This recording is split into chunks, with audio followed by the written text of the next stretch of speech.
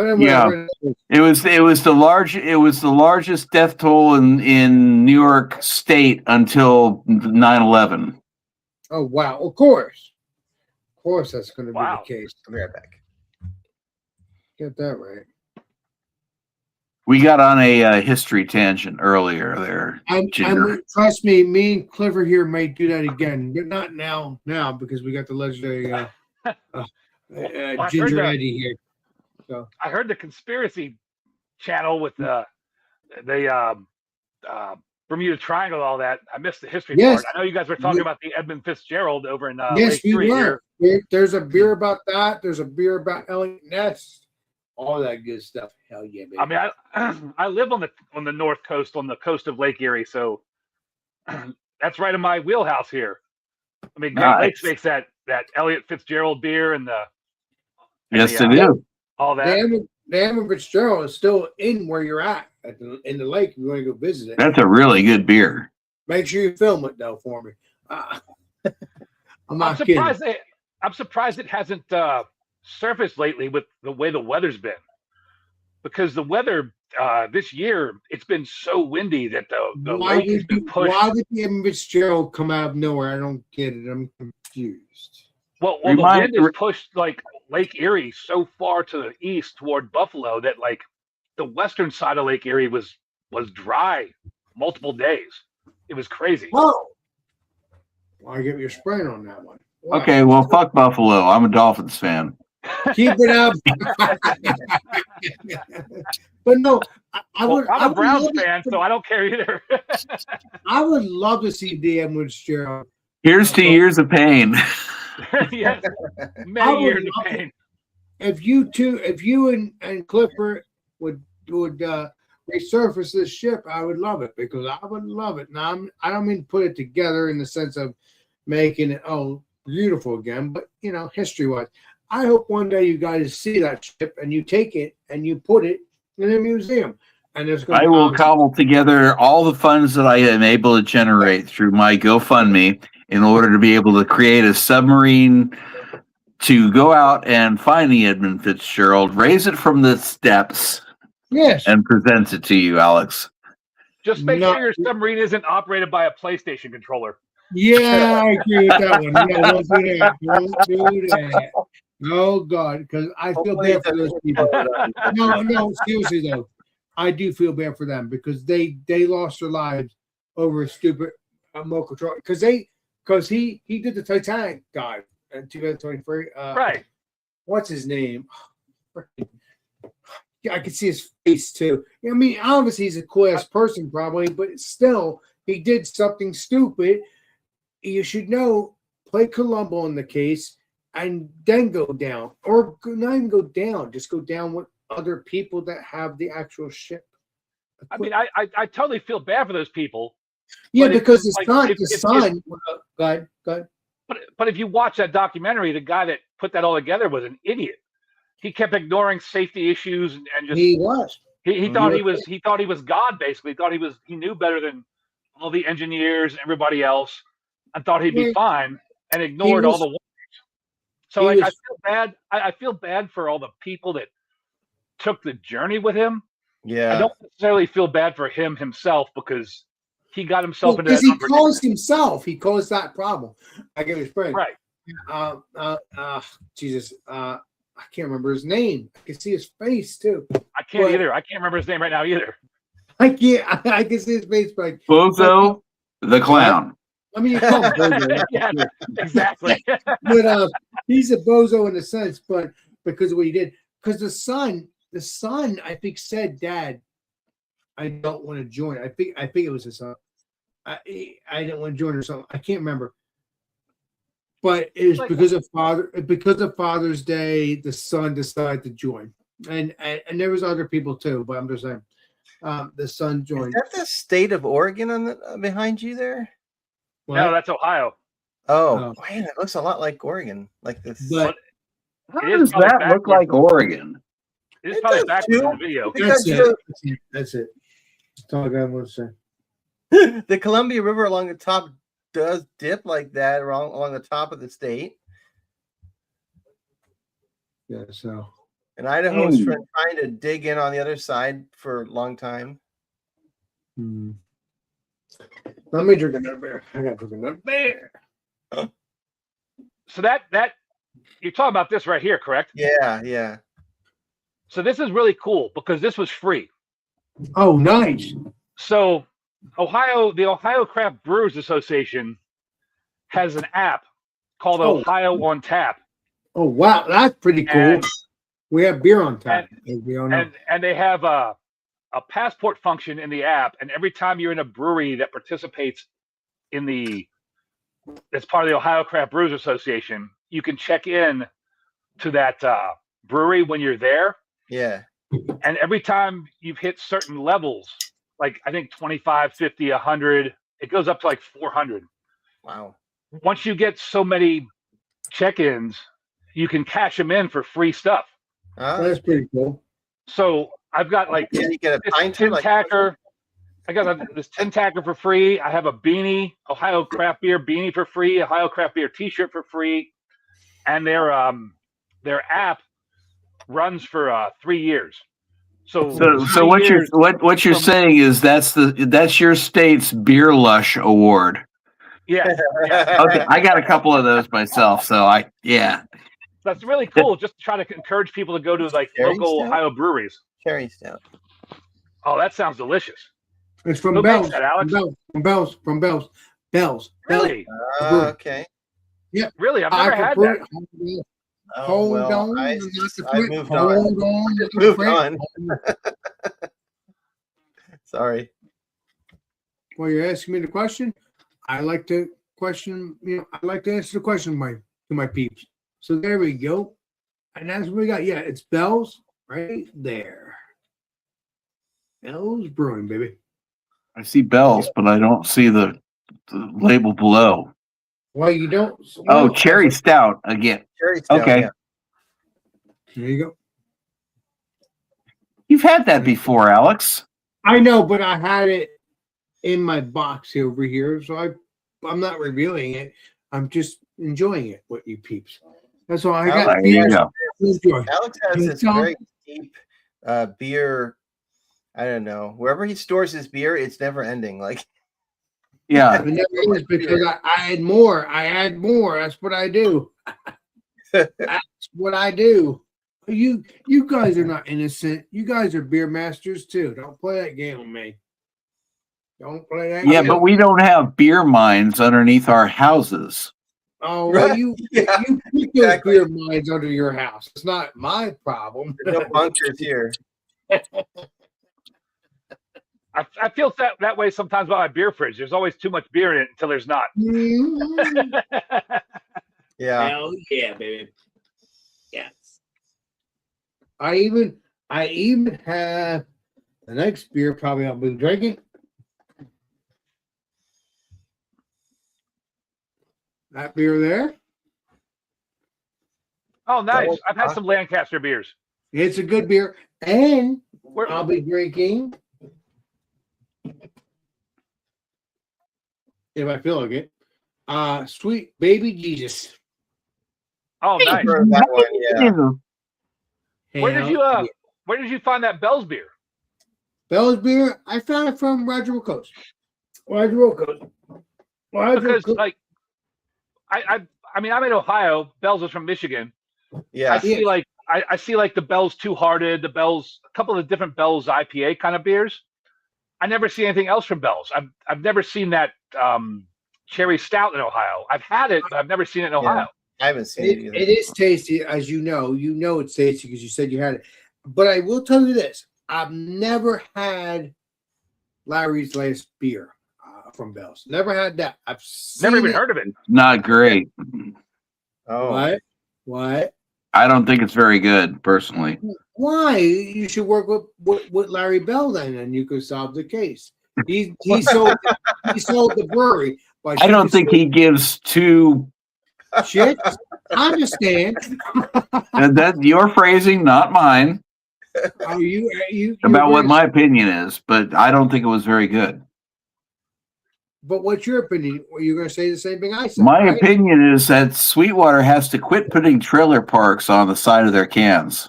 I've never seen that Sweetwater beer. I live in Georgia where this shit's brewed, and I've never seen this prior to this past weekend. So Huh. He said he knows it all. it is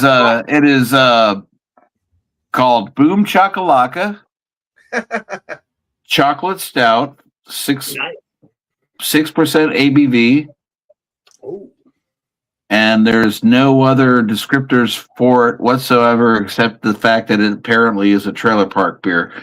Trailer Park beer. I never heard of that. Yeah, I don't know if Bubbles would approve. I know he likes chocolate. Bubbles. who's There- that? Bubbles is in jail. I, for, like, I am pornography. taking this. I am taking this flashlight right here, and I'm moving it behind this glass. Wow. It's approved. It's a Jet Where did Black it go? beer. What- That is That's Jet Black, baby. I approve it. dark chocolate, That's which I generally approve of as myself. Yeah, I approve it too. I love my strong. I'm getting a suntan from my freaking light here. No, no, very, very mild chocolate note on the nose. Mild chocolate. What's ABV on that, my friend? I'll play Columbo on my beer that I have, but 6. six. That's fine. Really? That's fine. Still good. It's Yeah. even in the taste, it's very, very mildly chocolatey. I'm getting more, unfortunately, metallic out of this. That's not what you want. That's terrible. No, I don't like that. I agree. Now it may be the fact that to add this to my collection, I opened it from the bottom and I did not properly wipe the bottom of the can. Okay. So I don't know what was actually on the bottom of the can. Gotta play Columbo for you, but it's 7% my beer too. Just like you. But yeah, it's got a very metallic flavor to it. Very, very Your beer copper is penny. Man, I tried to open beers from the bottom before, and I'm terrible at it. Do you have any secrets to it? What I do, give me 2 seconds. I mean, even Alex, blow him up. I will once he gets in here. He'll be back. You know what? I'm gonna blow him up anyway. What the hell? He'll be back in 2 shakes. He'll be. I have back. I have a knife that I keep very well sharpened, There we go. specifically to do this. So what There I'll do is I'll go in on one side and I'll do a mild, like just twisting very slowly. And then I'll go to the other side. After the pressure has been released on the one side, I'll go to the other side and I'll create a larger hole. but- Great. But to pour from. Right. Now, I kind of screwed this one up a little bit because I got it a little too big. I tore the bottom of it from collector standpoint. I tore the bottom of it a little bit too much. And I also, I'm not sure if you can see it, but I kind of bent the lid ever so Oh slightly. yeah, you did. You have to. So I should not have opened it up as big as I did. So that's a fuck up on my part. That's supposed to be a small opening, but enough for you to pour. It should be slightly larger than what this one is. But Oh, you know, after 6 beers and a 10% or two, you know, that Things happens. happen, baby. Things happen. Yeah.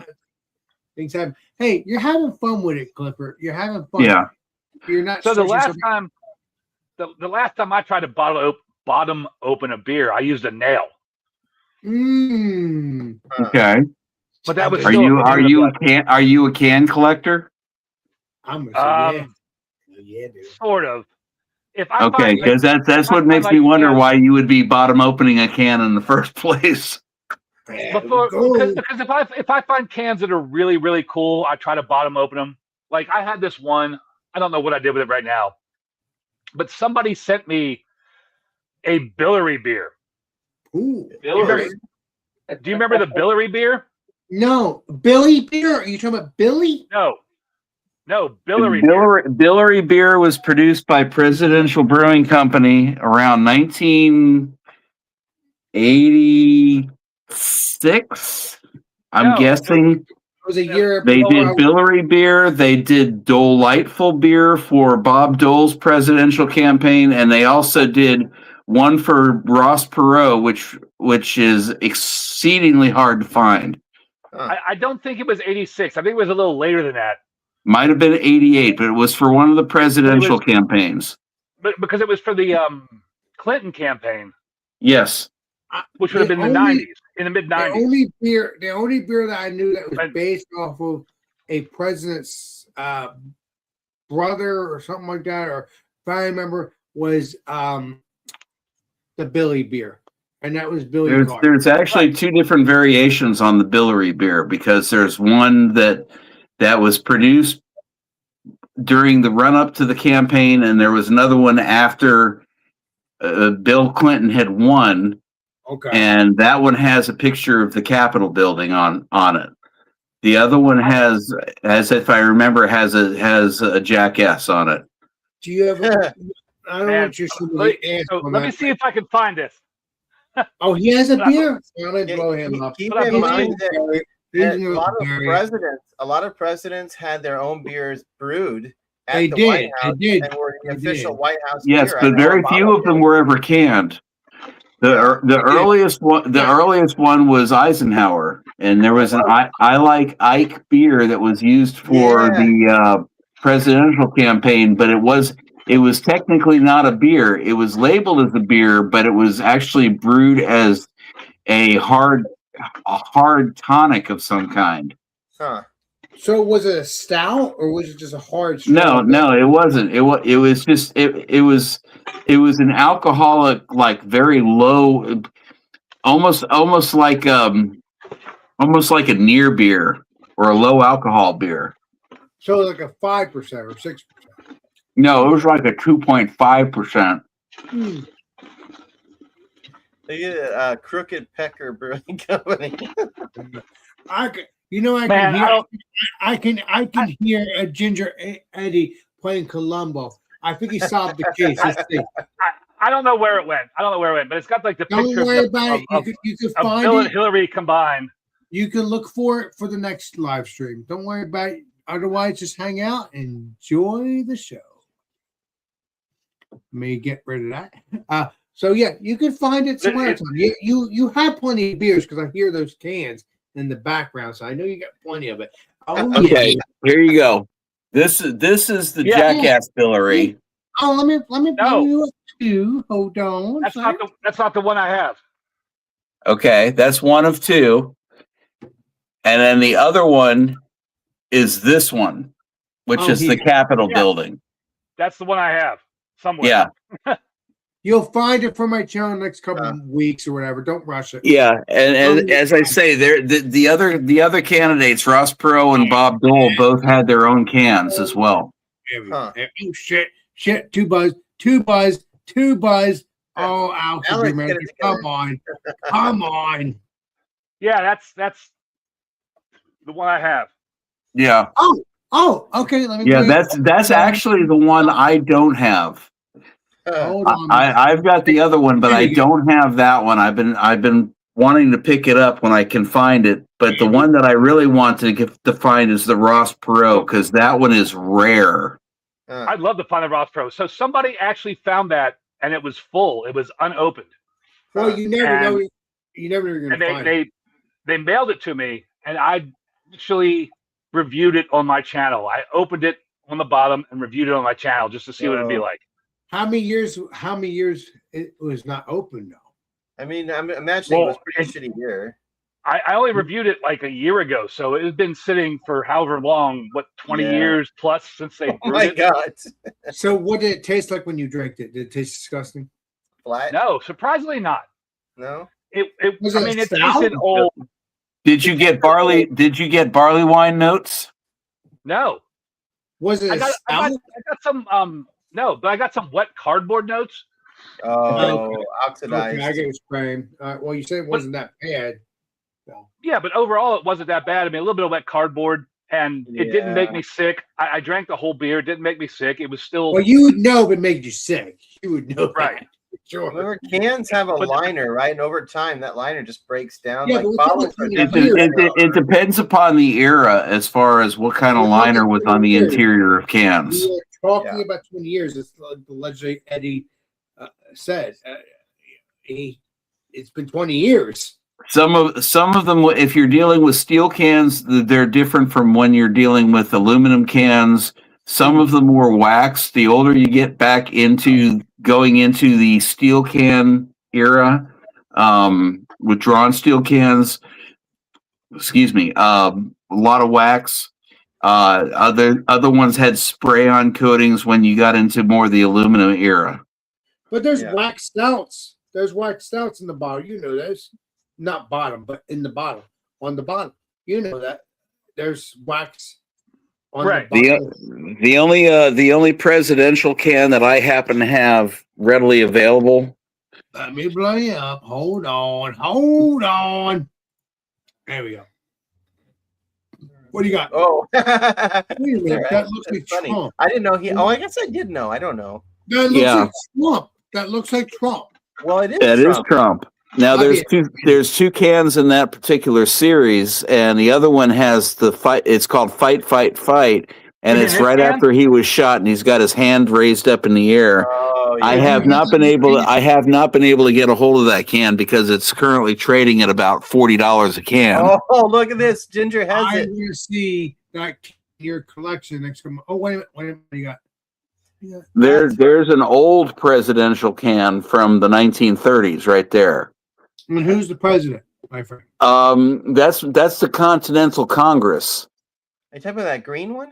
Yes. Oh, yeah. Okay, I see it. Okay, so that's the gathering of the Continental Congress. That can is probably from about 1937. Wow. Are you talking, that's about amazing. are you talking about the guy with the beer in his hand with the old hat? Oh. You're talking about there's a beer in his hand. Is that what you're talking about? Because I'm confused. He's showing us stuff. out about 45 minutes ago. Never mind. So, Dr. Ink, are you talking about this can? Yeah, I'm getting up in a little bit. Oh, wait Give me a minute, second. wait I'm dealing with dogs. Oh, Wait a minute. He has a can for you. Go ahead, my friend. Are you doing it? Doggies. yeah. I think that's the can he's talking about. Yes, Oh, that is hey. the can. What a bunch of propaganda. It's even got like red where the So- like and blood or Because something, that's you why know. he's supposed to get shot. I don't. Yeah, even think it's but yeah. it's wild. Very nice. Very It was not a great beer. I know it's not a great beer. I tasted the other one. It's not a great beer. Okay. Oh, No, it's man. Just funny. Like because- the Okay. the gentleman that sent me the Billary beer also sent me that beer. He sent me two beers. It was that beer and the Billary beer. I'm like, this is crazy. This is super cool. Huh. Like, and I don't care about anybody's politics. I think beers that are some sort of presidential I beers love are really cool. I love Yeah. history. So don't worry about the politics Yeah. part of it. I would like love to try history. a I think they're really cool. beer that's a White House beer, like that was brewed for the president during that era. Oh, Yeah, why- Obama had one. I know he Obama did. actually had 3, and they put his recipes up on Really? Northern Brewer. No way. Right. He actually made the cook or some sort of kitchen staff buy like some sort of homebrew kit Yeah. to brew him specific beers. That was what he put up on Northern Brewer. Yeah. I would have No way. loved to try those beers. I would have loved to try those beers. Just it's super cool. Yeah, no, there's been lots of presidential beers. Now there's a differentiation between presidential beers and what were at the time in 1976 bicentennial beers, because like Right. Billy came out and there was about 6 different breweries that made Billy beer. But there was a shit ton of breweries that made bicentennial beers, which figured in images of anyone from George Washington to John Adams to Abraham Lincoln. You know, they were just the niche thing. It's only been within the last 8 years that you started to see real heading towards political beers. And you've had, I've got in my collection, I've got like Biden beer. I've got Kamala Harris beer. I've got Marjorie Taylor Greene beer. Yeah, there's a whole bunch of them. We'll have some Biden beer, and some Hill. It was a brewery out of Chicago that did all the Democrat beers.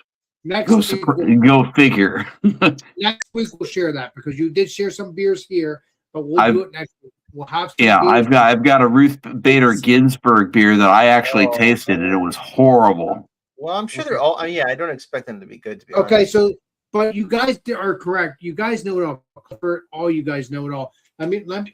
You think you don't know it all, but you do in your own way.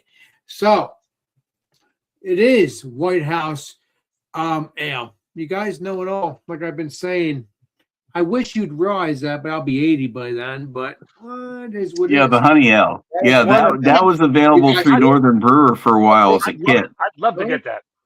There's also the White House honey porter. I'm looking at the recipe. Yeah. It's actually an extract recipe that they made, so that's kind of disappointing. Yeah. So there's a brewery out of Ukraine. There's a brewery out of Ukraine that made a Obama beer. I wish I could find it because the label is hilarious. I don't know if you can see that, but that is the label. Oh shit! Oh wow! Hold on. Oh my god! Hey! Oh my god! Wow! I would like to find that for my collection. Hey funny. Guys, whoever's watching, stop getting personal with the political stuff. But we're having fun. Whoever's watching, that's Sammy. I love history. I can't get enough. Sammy, you're up past your bedtime, or maybe I'm up past. Sammy. Sammy's awesome. He's a cool dude. But I hate to say it. Next week we're gonna be. I'm gonna have Clifford show some other president stuff. So I mean, I could easily brew that Obama beer, but it's an extract. It's not gonna be that great. Which is it's kind of weird to me that like you talk about 2008 the president 2008 to whatever year he was president. So yeah, I mean it's just kind of weird to me. Like I understand like the president wants a beer brewed a certain way, cool, whatever. Right. He has the kitchen staff acquire a brew setup, but then he does it with an extract kit instead of spending the money for like all grain and doing it properly. That was kind of weird. Well, my guess is the kitchen staff didn't really know how to brew beer. Like they probably were just. It did, maybe they did. I don't know. I've never been in the White House, so I don't know. Dude, you're the president. You have access to the best people in the world. You have money for it. You're president. Exactly. You could have found the best brewer in the world, in your opinion, brought them in just to brew the beer for you. Yeah. I'm not entirely convinced that Obama was ever a beer drinker. Yeah, but there's still what they like. That's all that's all they're saying. I agree with you. He's probably he was probably a normal beer drinker, not like a craft brew guy. But still, he's got all the money in the world. He's got all the resources, all the connections. You would be like, look, this is the kind of beer I like. Make it perfect. I picture him as a cocktail guy, actually. He's not going to listen to me. Clifford's Clifford. What were you saying, Alex? I said to Clifford, show the other president's beers next week. But if he does now, I don't care. I'm just ball busting him, but it just makes it more fun. It just, oh my God, what has he got? The Clifford has something. I can feel it. I can feel it in my bones. I can feel it in my bones. But now Clifford has the floor. Go ahead. This is the rarest side of my political collection when it comes to beer. Don't get me started. You know it all. Remember that. What do you got here, Mr. Clifford? I don't know who these people are. Clifford, That's a 1935 Third Reich Munich postcard from Oktoberfest. Holy cow! Oh, that's really cool. Well, as is that. Wait a minute, that's the World Trade Center, isn't it? What I'm saying? No, not in Germany. It's not. No, it's not Germany. Yeah, it's Germany. No, but as are those. I'm still trying to build this into a proper display, but you should, because you're a saint. Remember that. I love history. And those are beer mats from 1935, 1939. Well, That's say the Hitler? How, Adolf No, Hitler. look. it is Hitler. That's just, How in the That, world yeah, did you that get is those? Adolf. That is a bar mat from Munich, Germany, for Adolf Hitler's 50th birthday. Oh but my I god. was, yeah, but Wow, how did you get those? because he knows it all. I've been collecting since I was 12. So, but I'm trying to see for Hitler. Where's Hitler at? I don't see the Hitler. Hold on. Let me pull this out. I'll show you properly. The People coaster. don't get mad Wait. about the Hitler stuff. It's history. Jesus, Mary Jane. Were you 12 in 1942? No, No, I ain't that fucking old. Come on, give me a Yeah, break. but Torture the that's guy. crazy but that's crazy that something that's at like He's still a saint. it's paper, it's paper and cardboard, and that it survived that long. You're able to find it. That's Yeah. insane. That's just Yeah. When I was stationed in Germany in the Air Force, I found this in a flea market. Yeah, Wow. but Hitler, I paid like one Look at that. Deutschmark for it, which was like 28 cents at the time. It says Sieg Heil on it, and it has the swastika in the middle. it does because it's Hitler stuff. Come on. That's just insane. And then this other piece here. Jamie, I think you liked Hellas the best. That's my opinion. Okay. This This is Golddaten wie wir Trinfen Warthhaufener beer. So whatever Warthhaufener beer was at the time, that was the brewery. And then when you flip it over, that's what it looks like. Yeah, but that's Oh a my German God. beer, right? German beer during Hitler's time, I guess. Yeah. That both of those are Third Reich beer mats. Wow. That's just like, And so that's like, that's part of my collection. I spent time in Germany when I was in the military, so I kind of collected that stuff being a beer collector. And That plastic because I wish I would have been able to be stationed in Japan for a little bit, so I could have found some occupied Japan stuff during World War II. dude, that's insane that something- I found several pieces of World War II memorabilia from the United States, but the problem is every time I find a piece that I'm really interested in, I get outbid, like severely outbid. Like that's insane that something like that. I mean, beer coasters are paper and cardboard, whatever you want to call them. they are. That it's lasted that long, and you were able to find it back then and still keep it, and it still looks almost new. It's crazy. Yeah. I know, right? Yeah, I've had some insane bids on that for people just that I've showed it to. That it's like I've got that. The only time that Hitler piece, that Hitler decal was released was on his birthday, and there's hardly any to even known to exist anymore. That's one of the highlights of my entire collection. But did you put that back in the plastic where it belongs? That is Oh, yeah. special. Oh yeah, Thank you. I mean That's- I need to create a proper display for it. It's history. I'm just saying. I don't know. People don't like that. I know, but it's just history. It is, and that's the way I treat it as history. I don't respect that history at all. No, you don't support him. You just respect that you like history. You don't respect him. You just like the Exactly. history. I would be Thank you. wearing cotton gloves to even touch that. I know, right? I probably Easy. should.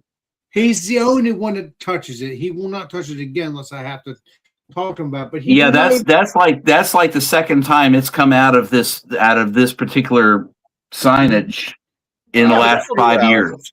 Still, the Exactly. oils from your fingers could damage it. Like I'd be wearing It cotton won't gloves. anymore because now. Yeah, if as I wanna say, I see- probably should. Now if I want to see, he doesn't have to take it out again, ever again. All he has to do is just show me the stuff, and that's it. He doesn't have to take it out ever again. Now this is something new, but that's new to me, so that's fine. But anything else, no, I don't want him to take it out unless it's something that I've never seen, and that's fine. But anything else, no, he can show me right in the plastic. Yeah, that's some crazy history right there. Well, Wow. Clifford knows it all. I've been saying this for the past year or past couple months, as long as I've known him. I don't know how long I've known Clifford, but he still knows it all. He joined the chat, and then eventually I had him come on. But some people thought he was a troll, but like, no, he's not. He just froze.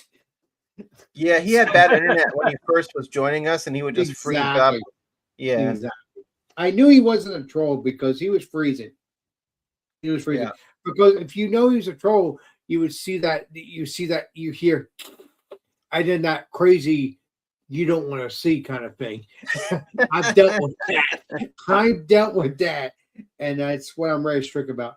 Alex had somebody like expose Yeah. himself on his live stream Yeah, once. the live stream's still there. It's just because I pretty quickly took it down. You saw it, you could see it if you pause it just right.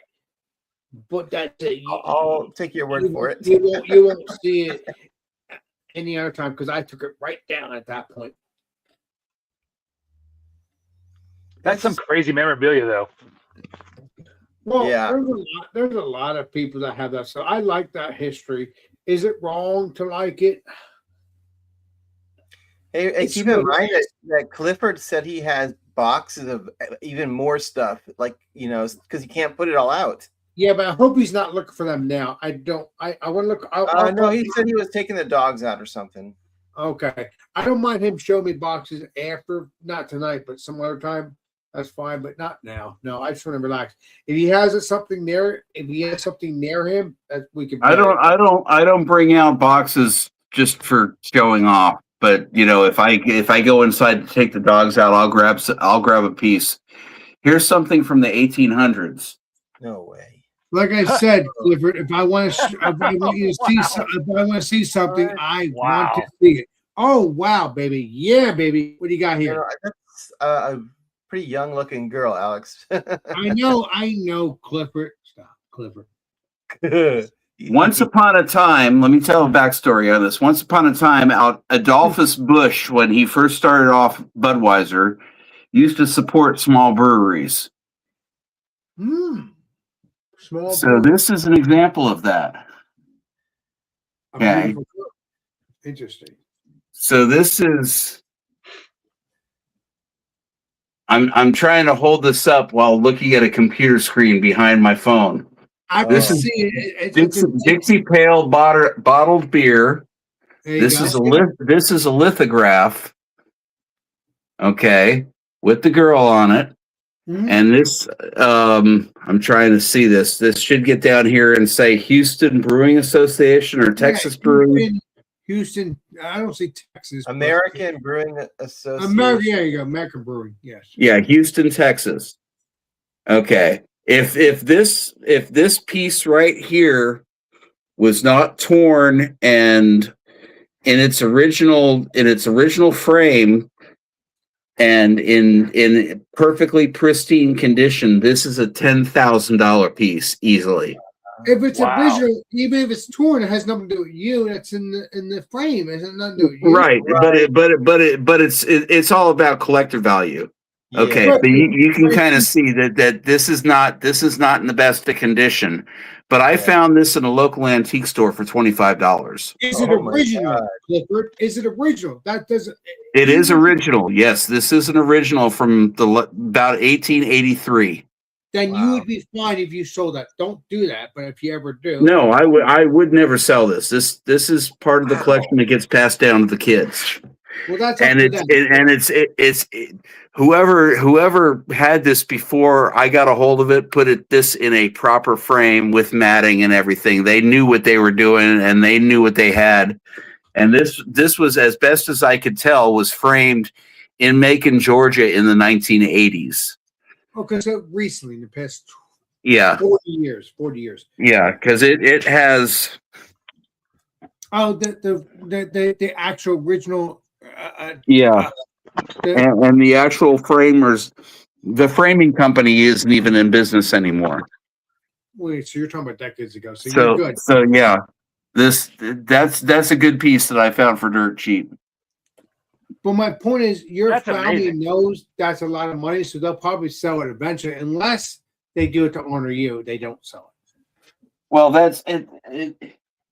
Just saying. Just saying. If you're a collector of something, and if you are familiar with what it is that you're looking at, I guess that's the best way to put it. Because Yeah, but there's lots of reproductions, even in the modern collector's world, for something as simple as a beer can.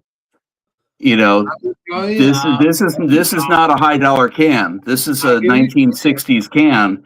But there's people that will create reproduction versions of this can with a slightly different version on it. Instead of allowing it to be metallic color, they'll say, "Oh, this is the rare enamel version, so it won't be shiny across the bottom. It'll be painted across the bottom. It'll look exactly the same." Right. But they'll say, "This is the exceptionally rare test version of this can, never released to the public, only 10 known to exist. Please pay $700 for this can." If it's true. It never existed. Yeah. If it's true. But if it's not true, they will stab you in the back. Yeah. Yeah. I know. Put you down. Yeah, it's like any other collectible. I mean, you get people that repaint Hot Wheels and say it's the original run Hot Wheel. No, you got to. It just happens to be the same color. You got to play Columbo. You got to, because Mhm. you already played Columbo, Clever. You've played Columbo. All you guys have collected things, as far as I know.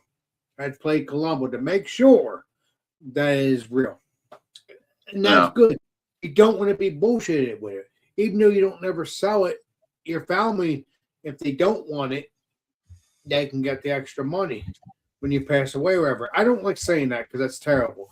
But I'm just saying, in general, you have that money, or at least your family has money to sell it if they don't want it. That's all.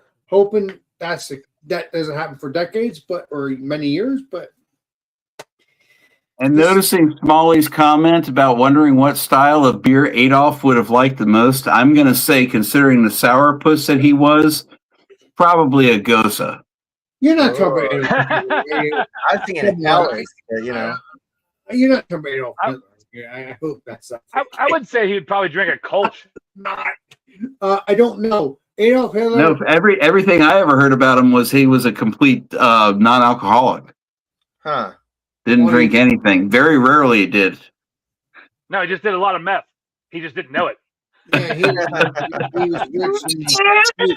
Let me explain. He was rich out of people's money, out of richness, being a dictator. I don't care who you are. I don't care if you're Adolf Hitler. Doesn't matter. I mean, at that point, that is Adolf Hitler. But I'm just saying. You had Adolf Hitler. You had Mussolini. They were all. I mean, I don't know about Mussolini. I don't know that much about him, but I do watch movies about him. Hitler is definitely a dictator. That's just 1,000%. But You don't think Mussolini was a dictator? He was a dictator. He was a dictator in the Italian way. I guess you're right. Yeah, because he was Italian. And so I guess he was a dictator. He was a dictator with a good accent. He liked those Italian pilsners. he was a I think he was a prime minister, but he was a dictator. Doesn't matter. Yeah. So to me, he was president, prime minister, dictator, whatever you want. Same with Hitler. He was a let me think here. Well, he's a dictator in the sense of you seen him in that gray. I'm talking about Hitler. Gray lightest uniform and the swashless, you know what I'm talking about. When he was a prime minister, but he didn't turn into a dictator till I'm talking about Hitler, until Hindenburg died. That's when he took over, because Hindenburg. That's why that blimp. I think 1930. Although the blimp. Yeah, the blimp. Yeah, it came Hindenburg because he was the president, but because I think Hitler was part of the cabinet of the Hindenburg. Oh, Mr. Hindenburg. Is it Hindenburg? Yeah, Hindenburg. I'll tell you what, Alex. You want to learn the best way to learn history about Adolf Hitler and Mussolini all in one fell swoop is to watch the movie The Great Dictator by Charlie Chaplin. Great Dictator. Never heard that movie. I'll play Columbo on that. Thank you for telling me about that. I'll play Columbo on that. I'll solve the case. So it's a great dictators, not great dictator, because that would be a good spinoff. Because yeah, it was the only movie Charlie Chaplin ever spoke in, because all the rest of his films were silent films. Wait, because you're talking about Hitler. Really? I didn't know that. That's weird because Hitler took over in 1930s. Yeah, this shouldn't be silent films. 1930s to 1945, because I think Hitler took over 1938. Again, I don't know. I think because what's his name died. Hitler took over in roughly 38 to 39. The beer hall push at the Hofbrauhaus, I think, was in 37. And then he got imprisoned and put in for Mein Kampf. And regained establishment and everything. Kristallnacht, I want to say, was in 39. Okay. And when he pushed all his brown shirts out to sway the vote, it was the end of 39 into 40. Poland was invaded in 39. France was invaded in 40, if I remember correctly. About that time frame. I think you're a little late on that. I think Hitler took power in the early 30s. Yeah, that's what I think. I'm not sure. Well, he attempted to take power, but it was a little bit later when he actually gained the power. Because what's his name was. I thought he took power like in 34, 35. Let's see. I don't believe so. When did Adolf Hitler took power in Germany? What year? Here's an answer from Wikipedia. 1933. 1933, he took power, apparently. I think it's because I swear, is it Adolf Hitler? Yeah, it was Adolf Hitler. I said Adolf Hitler unless it didn't hear me. Oh my God, help me, Lord. So Dr. Ink, earlier you were. I'm sorry. I'm off a fucking entire decade. You are correct. What? So Dr. Ink, you were talking earlier that you were stationed in Germany at some point in the military. Were you there before the wall fell? I was there while the wall fell. Yeah, 1989. That's amazing. 1989. Yeah, I got there about 2 years before the wall fell, and we were there when all the East Germans were flooding into West Germany, and I left in right around 92 time frame. I don't remember the exact month. 89 is when the Berlin Wall fell down. Yes. That had to be. I was there long enough to see Roger Waters play the wall show in Berlin where the wall was at Brandenburg. Wow. Yeah, but so Adolf Hitler took over in 33. No, that's way after. That's way after Adolf Hitler. I know, because Hitler died in 1945, so it doesn't matter. He didn't. No, he didn't. Well, I don't believe he did either. Orwell was right. He's dead in Chile or something. I think he faked his death. I think he did, and probably died in 1970s or 1990s. I don't know. He lived out his life in Argentina. Come on now, everybody knows that. Yeah. You also have the wife. A lot of Nazis did. You also have the wife. There's a lot of evidence that points in that direction. Yeah, but you also have the wife. I hate it when they say, "Oh, everything's Adolf Hitler." But you also have to remember when Adolf Hitler died, it was also Abel Brown. So I'm sorry to say, but she should be famous enough to a sense if she's still alive those decades after too. Because all it is Hitler. I understand he's a dictator, whatever, but they're both famous. Once you marry to my opinion, once you marry into a dictator in a sense, which he was, you should be mentioned too. But I have not heard anything about. I mean, I heard about it when they both went missing. Okay, they got burned in front of the bunker, whatever, and then the chancellor behind the bunker, or because they were burned in front of the bunker, him and her. But then we don't know because Somebody was. Someone was, yeah. And then you had I know for a fact, in my opinion, Martin Bormann. I'm just curious how the Russians got a hold of Hitler's dental records so quickly. How would they know? Because Hitler burned himself. Hitler and Abel Brown put themselves in that. Well, not they didn't put themselves, but his people put them into a freaking Brown and burned. I don't know how they would do that. I don't know. But then you're saying Hitler, but you didn't say Abel Brown. So I don't know. I'm not sure to believe that. Interesting. If you say both, then maybe I would believe it. Go ahead. I'm sorry. Do what you guys say. I'm sorry. Just my opinion. I mean, think about how all the conspiracies we have today with the internet and instant knowledge, instant information. That's internet. That's internet. The minute something happens, you know about, and we still have all these conspiracies that end up being proven true half the time. Right. Back 100, we're getting close to 100 years now. That's the thing is you're talking about instant access to information. Yeah, we're getting close to 100 years now. And back 100 years ago, they didn't have that instant access. Right. Maybe a small group of people, a very small group of people, might have entered that bunker, might have done this, might have disseminated some information, but there's no way to prove that it was true. There's no visual record. There's no any record of it. They could have just found some sort of bodies and assumed it was those people, and you can't prove it. It would be easy back in that time to disappear, escape, fake your own death, do this nonsense. But are you trying to tell me that the dog Blondie, Adolf Hitler had a dog named Blondie? If you look up the pictures with Adolf Hitler and Abel Brown in front of his little suite, whatever it is, outside. Yeah, I agree. You're spraying because Alex, if you're talking about dogs and Eva Braun, and trying to get into the concept of deep conspiratorial kind of conclusions, that's minor shit. I'm not doing that, but there was a dog named Blondie, and that was Adolf True. Hitler. And that I believe that Adolf Hitler did poison that dog to see if that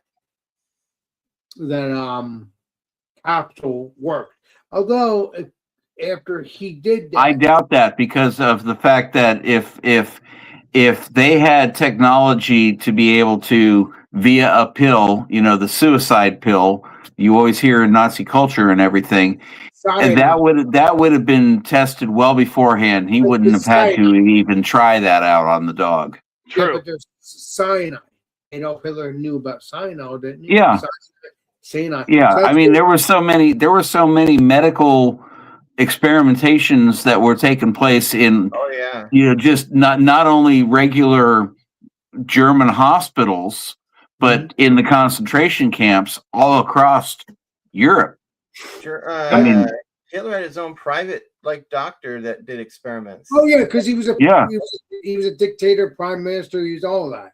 Of course, he's going to have that, including Joseph. I mean, I fully believe he had Parkinson's disease, third stage syphilis, and a few other things. I believe it too because Parkinson's. He might have had. He might have syphilis, but I don't know because he had the shaking hand. He had the shaking hand. Right. That's Parkinson's disease. Right, but there are theories that the treatments the doctors were giving him were literally meth. It could have been that. So if he was if he was getting meth injections, he would also have the shaky hands. That is true, and it has been proven that they were utilizing that to keep troops awake. Right. So that would be the same as Parkinson's with the shaking and things. If he's hopped up on meth all the time, so which when you watch his speeches, he looks like he's hopped up on meth. Yeah, but I think most of the speeches that you wind up seeing coming out of that regime were far earlier than before he started exhibiting all that. You know, True. you're talking about the early to mid 40s. He was Well, angry person, Adolf you know, Hitler. like to He was 40, angry. 42, 43, and you know, it was like that later period where he was like really bad. But he was an angry person. But what are the Adolf long term? Hitler. He was What are an the angry long term person. effects of medical use of meth? I never heard. I've heard of meth now, but obviously, meth obviously existed back then. I didn't know that. Obviously, I wasn't born, and we were not born. Neither one of us. I mean, I don't know about. I heard your teeth fall out and you get scabs from picking at your face. Oh my God. Well, no, it's true though. It's so weird. I just so weird because I did see Hitler in the movie doing this behind his back. Don't Again, trust a movie, Alex. Yeah, I was but gonna say. it's still based. It's still based. I don't know Hitler. I don't know him. He's been dead for decades. I don't know. He was shaking his hand. His hand was Alex, shaking. Could have been tremors. You were talking about Mussolini. If Trump runs for another term, does that make him a He's not going dictator? to be running for another term. Trump. Oh my God. You don't know that. You can't. The only way he can There's run conjecture that says he's capable of doing that. unless he changes the rule, he can. But if he doesn't, No, it has nothing to do with that. It has to do with previous impeachments and precedents and things like that. he hasn't been impeached. He's still president.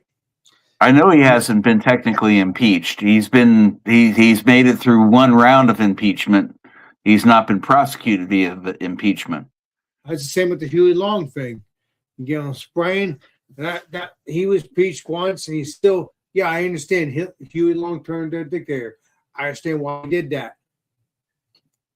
But I mean, I it's just wish not people would- unprecedented.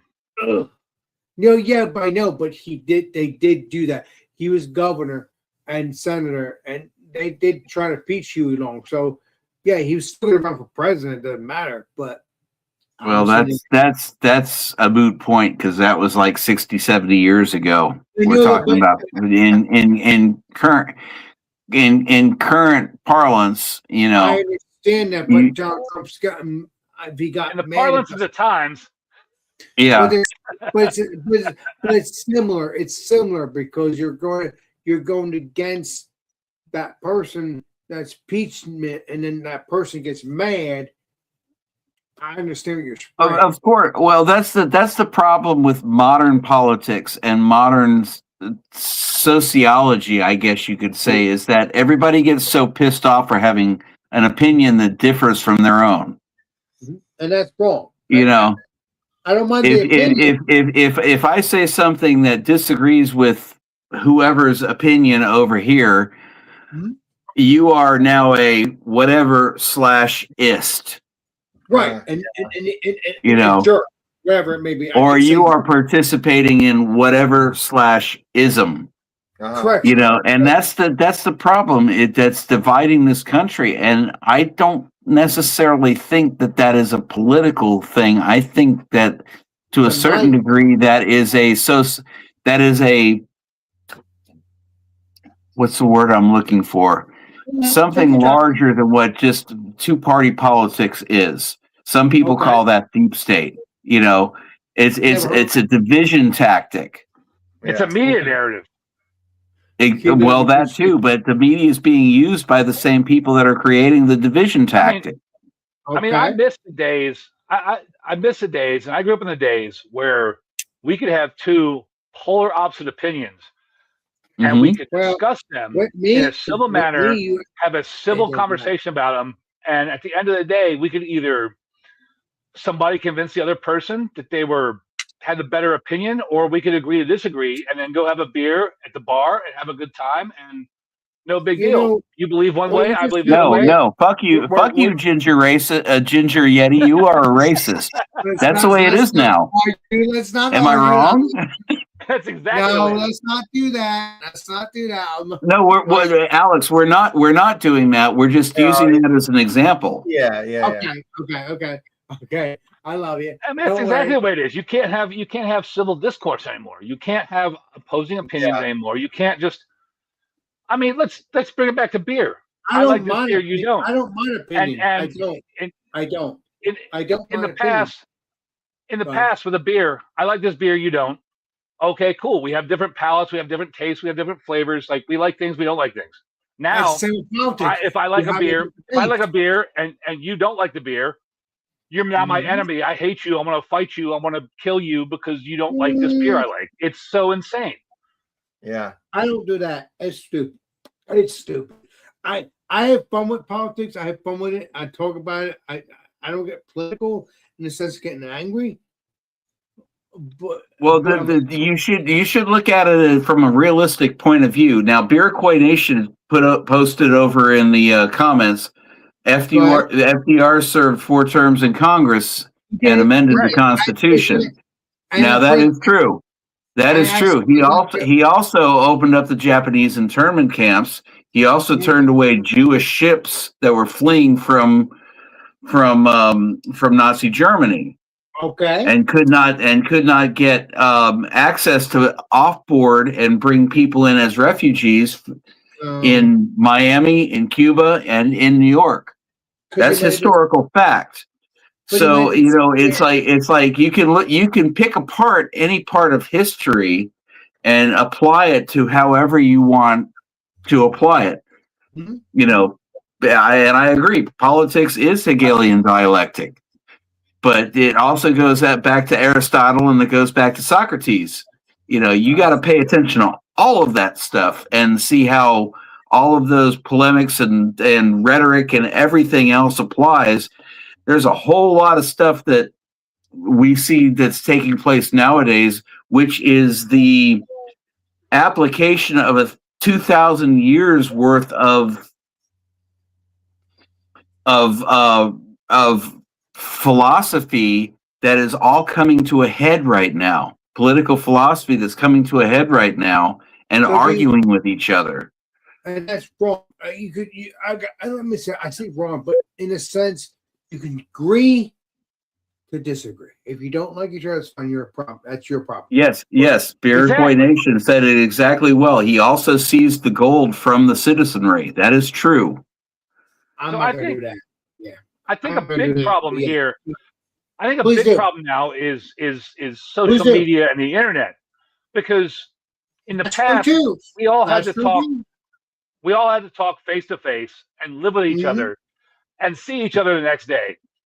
And now you can be a keyboard warrior, argue about things, and you really rage bait and inflate people and upset people. So, but if I was a keyboard warrior. If I was a keyboard warrior, you wouldn't see my face. So I've talked about this before when I've been on a live with your channel. I work in the music industry. I work in the music industry, and a lot of people in the music industry are now considered left or far left or whatever. That's their opinion. Not this musician. That's their opinion. That's fine. And exactly, I disagree with a lot of them. That's fine. Whatever. But I have to live with these people. I spend 30, 60, 90 days in a Pringles can living with them. So we have face-to-face conversations. And we'll have the same conversations that happen on the internet, but we're face-to-face. And then sometimes it gets heated. Sometimes you get upset with each other. But then the next day you wake up and you have to face these people, and it's not a big deal. You're like, yeah, we have opposite opinions. We don't agree with this, but whatever. We're working together. We live together. It's not the end of the world. Let's just come to an agreement to either never talk about this again, agree to disagree, or let's suss out what we believe on each side and see if we can come to mutual agreement. But it's a civil discourse. Even when we're drinking, we can get into some heated conversations. Yeah, that's a good thing. I'm a musician myself.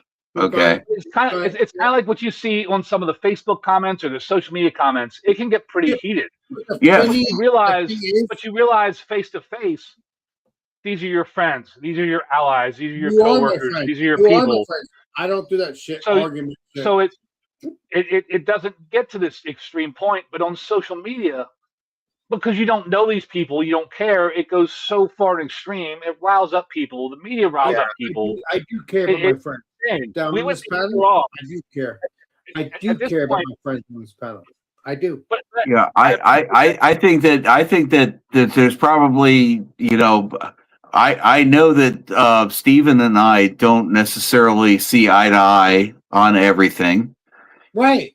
That's Exactly. wonderful. We have differing opinions. That does not mean that I respect him any less. It's just we think differently. Mhm. Exactly. But when I get into a conversation with somebody that automatically, because I have a differing opinion, they start dropping, the second grade name calling. That's the problem that I have. But Yeah. does that happen in And- real life or only on social media? Pardon me? Does that happen in real life or only in social media? Mostly on social media, but I have had it Exactly. happen on a couple of different occasions in real life. But I- most people will not say anything because it's called a keyboard warrior. Exactly. Someone said to me, like, are you Right. upset about Trump being elected, or are you upset about when Obama was That's what it elected? I said, is. look, I still got up and go to work. I had to pay my Right. bills. I had to buy groceries. Mm-hmm. Nothing really has changed for me. I still have to do the same shit I always have to do. Exactly. Right. Exactly. Yeah. No, but I'm saying these people when they talk to you, they could be keyboard warriors. I don't do that nonsense because I'm me and that's it. Well, I that's will why I take don't go on it. Facebook, Alex. Facebook is such a cesspool that I just It is. Well, Yeah. I have no problem with it because I do it for my YouTube stuff and my and Instagram, whatever. But I don't have problems with it. If you're going to be an idiot, that's your problem. We can talk about it. But other than that, I'm just not that person to troll your ass. I'm not going to do that. I'll just say, you know what? If you can't be my friend or can't deal with my idiocy of the sense of telling you how I feel of things, that's on you. You can still be my friend, but if you can't, that's on you. I'm gonna enjoy my life because I'm not going to tell you you can't be my friend. But obviously you don't, so that's your problem. And I'm gonna be happy just how I could be happy because I don't want to be mean to people. Yeah, do I get angry at people in the treat my shit? Yeah, I'm gonna get angry. You all know that. You know that, all of you.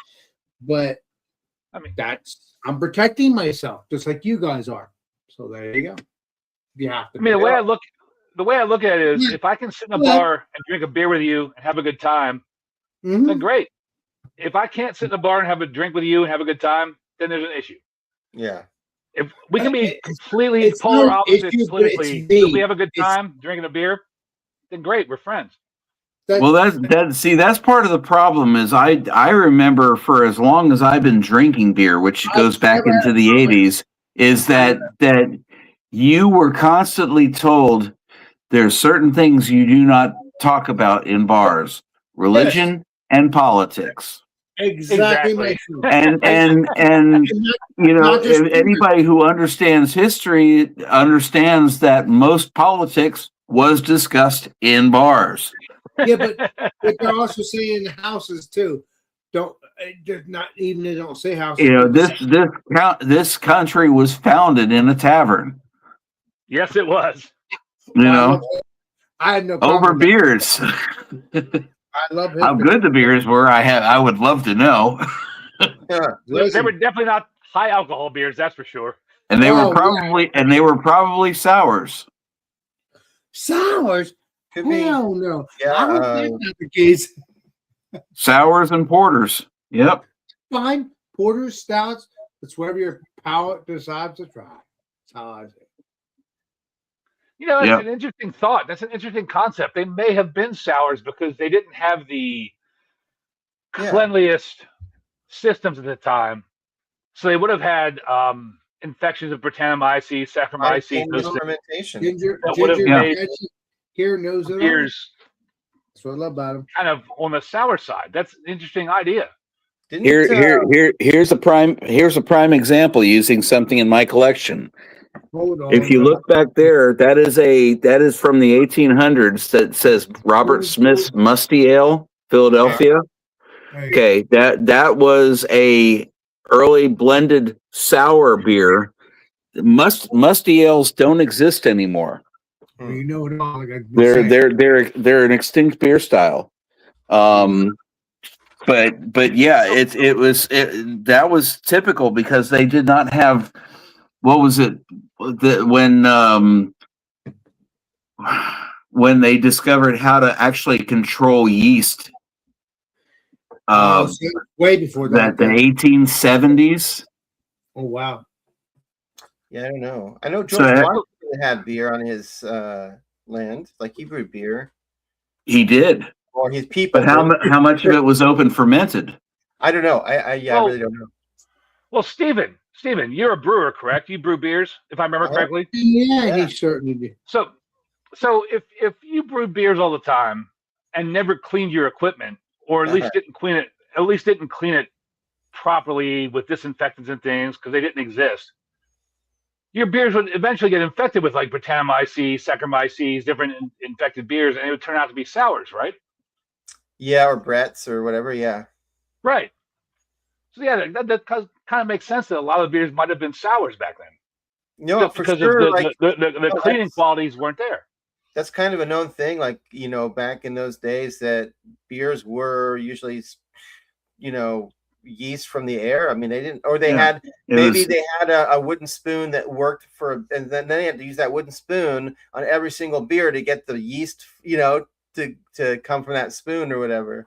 Yeah, it was spontaneous fermentation because they had no concept of how yeast worked until I can't remember her name. I don't remember her name either. You know who I'm talking about. What? Fuck. Oh shit. Discovered yeast. What? God, I'm fucking idiot if I do remember the name if you say it.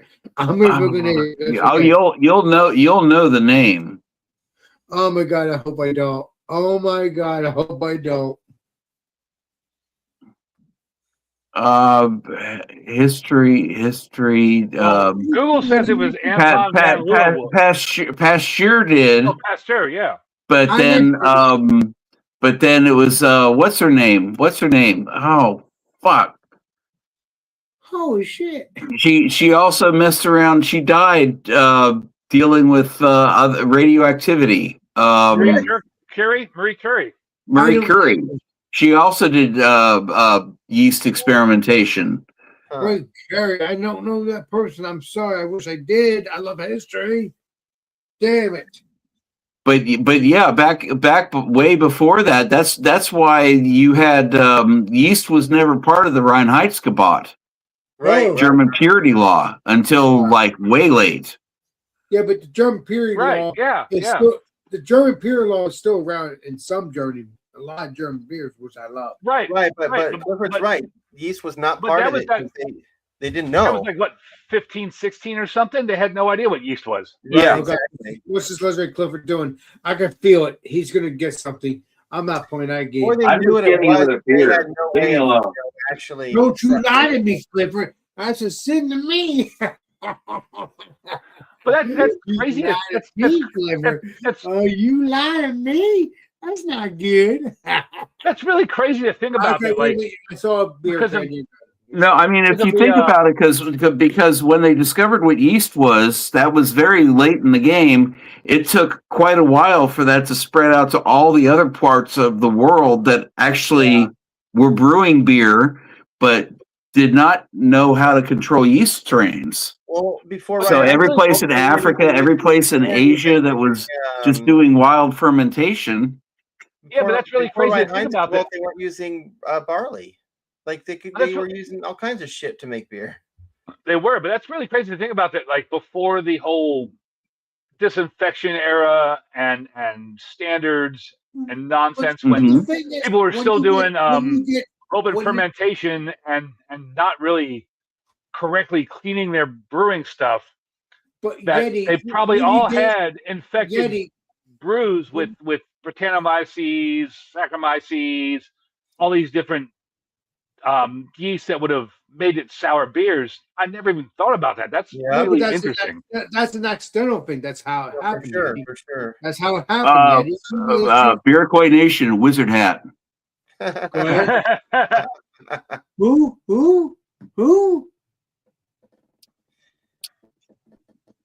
Horton Hears. I'm sorry. I'm sorry, Yeti. I'm sorry, but I get so hyped up because in a good way though. You're good. Oh yeah. Yeah, I No, there was a like what beer was like back then, you know. It is crazy, and because that's why the UK, not the UK, German laws make great beers. I don't know if they've changed somewhat. I don't know. It wasn't around. They don't have, not every German beer is following the Reinheitsgebot, but Well, that's up to them. not anymore. No. it's up still to them. our breweries do though. That's up to them. So Yeah. I'm still going to try every German beer no matter what. Yeah, it's only been within like the last 10 or 15 years that they've relaxed that a little bit for Well, independent like microbreweries, but for that's traditional right. for traditional German styles, they still keep to that. That's good. So I get two. Which is why you don't see Weihenstephaner going in and making a mango Kristallweizen or something. Yeah, you won't see any mango in I their would beer. love that. But if I see that, it As would soon be as they're bought, Go ahead. as soon as they're bought by the evil empire, AB InBev, they will do it. Oh yeah, probably. No, they should do that because that's another brewery that has nothing to do with Germany. I'm not. Yeah, and as far as I understand, that's why when you look at something like a Radler, traditional Radler, if it's mixed with juice like that, it's not considered a beer in Germany. It's considered a malt beverage right, exactly. because So it doesn't comply with the Reinheitsgebot for only having the 4 base ingredients. yeah, But that's only recently. That's only recently. In the past, it was considered its own separate beverage. That's true. I mean, Radlers have been around since the 60s. I don't know why they have to change Right. everything. If you want to change something, just change it in your own way, in the sense of what. Unless there's some technicality in the law where they just consider it a German version of a shandy, because Yeah, they're basically both the same thing. Right. Well, I mean, I would. If there is a UK or German version of that beer, that's fine. But if it's not true, that's a problem. Because I want official. Go ahead. Sorry. I would think before the age of bottling and canning or whatever, they still did Radlers, and they were just their own separate thing. You went to a pub or a bar or whatever, and you wanted a Radler, so they would take a beer and whatever other beverage, mix it together and serve it to you, and that was just a common thing. Wouldn't that be a shandy though? I think the Radler. Yeah, I think that's the what we're Radler saying, was- Alex. They're the same thing, really. Exactly. I think originally the Radler was just like beer and lemonade. Yes, it was. It was something that was blended on site. It's the same kind of a concept as taking a Berliner Weiss and blending it with a Woodruff syrup or a raspberry syrup in order to create the local drink. Love Woodruff. Yeah. Hell yeah, baby. So Steven, think about this. If you were a brewer back in the day, before everybody figured out infections and sterilization and all this nonsense, and you somehow were able to consistently brew the same beer and keep your shit clean, you would probably be like a world-renowned brewer because you had the consistency to make this proper beer that tasted the same every time, because somehow magically you figured out the score to make it right, even though you didn't know that like your cleaning methods or whatever you did was saving your beer. Well, the Belgian So imagine that, like, figured it out, didn't they? But they didn't know what they were doing. They did figure it out, but they didn't know what they were doing. Yeah. Like they knew what they were doing, but they didn't know why they were doing it or why it worked. Yeah. So imagine that being like back in the day, like back hundreds of years ago, you were like, well, I'm going to do this the same way every time. I'm going to wash this really well with soap or whatever, make my beer, and all of a sudden the beer was consistent and the same every time. Yeah. You would be a legend. I mean, that's probably how the Belgian monks became such phenomenal brewers, because they were probably doing that's how you got a hold of cleaning. that's how you got a Before they hold of do the name of proper cleaning. Anheuser or Augustus Busch. Oh, He took the Czechoslovakian styles from Budweis, Czechoslovakia, From and Budvar. Budvar, and created Budweiser, and then had the stroke of genius to copyright it and drive 1,000 different breweries out of business because they also made Budweiser beer. It's Budweiser beer. There was Pilsner beer. 2 different regions of Czechoslovakia. The Budweiser, they copyrighted, they trademarked, and all of those, including the local brewery here in Macon, Georgia, made a Budweiser beer. Not anymore. Bang. Budweiser took them out. The last existing Budweiser beer outside of Anheuser-Busch was in Duquesne, Pennsylvania, and they made a Budweiser beer. And other than Budvar in the Czech Republic, yeah, which still exists. and they finally the brewery could not financially defend against the suit for it. And then Anheuser-Busch tried to do the same thing for utilizing the name Bavarian. So anything Bavarian, they trademarked in order to utilize Bavarian for Busch beer. You're not talking about this guy right here, right? That's why they're the evil empire. You're not talking about this guy right here. That looks like Alphonse Capone. Yes, it does. Yeah, I looked up Bush. Is that August or is that Augie? Augie Bush. There you go. Augie was the nickname for the son, if I remember correctly. There you go. I mean, you all know how Busch beer came about, right? No, I did not know that about. Tell me about it. I'm gonna get out of here so we can hear about it. Let's take a. There we go. Okay. So Busch beer.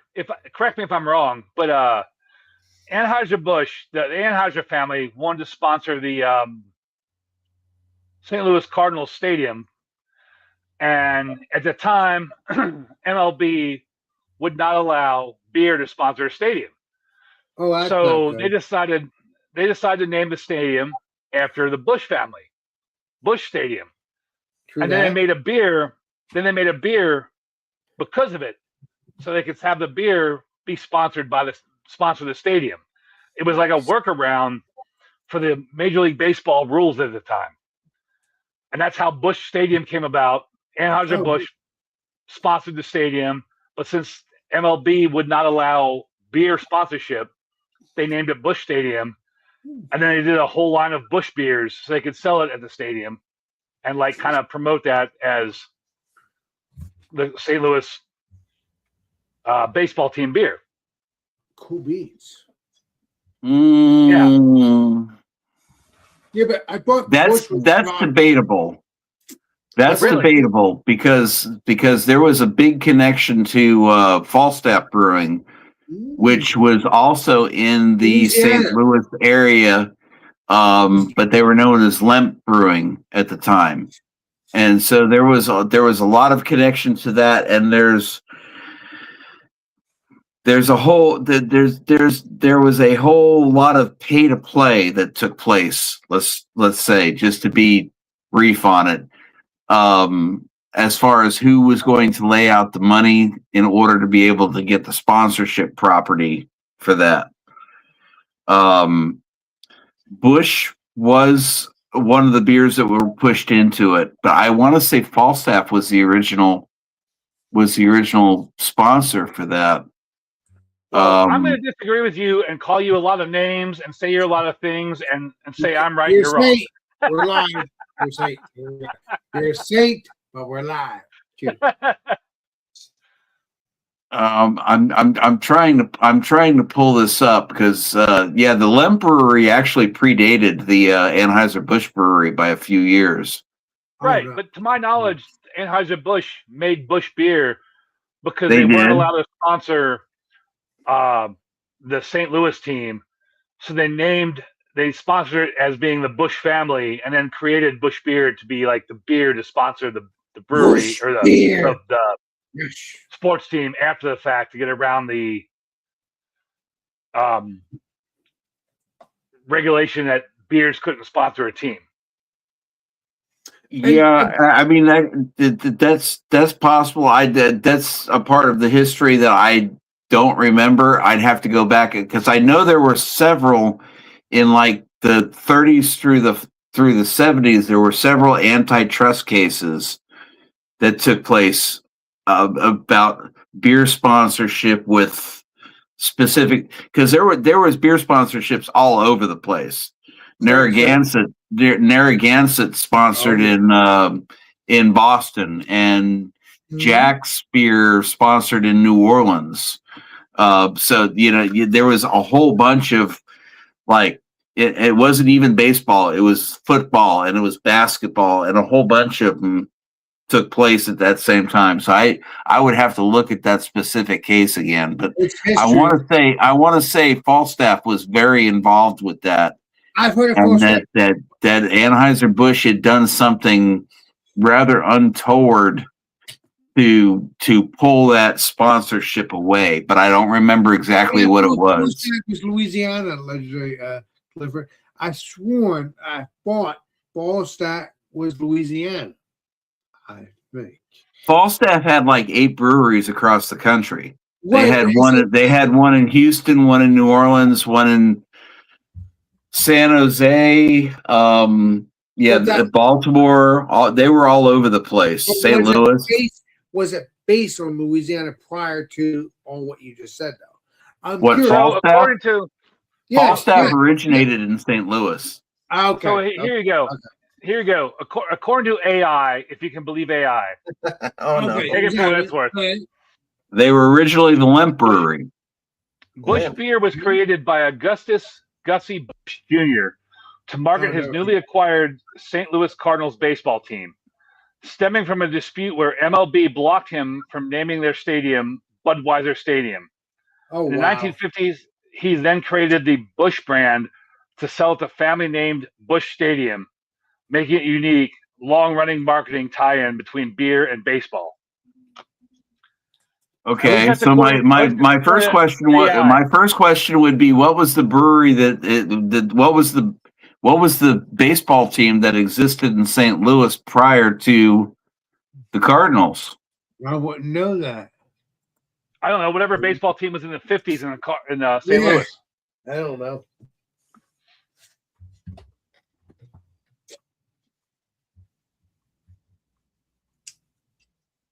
There's a Clippers playing Colombo. I could feel it. Everybody's asking AI. It was the Cardinals. Apparently, it was the Cardinals. I'm not asking AI. I don't do that. I sometimes do, just for the fun of it. So the Cardinals originated in 1882. Oh, no. 1882? Yes. Holy shit. Wow. I'm back in a second.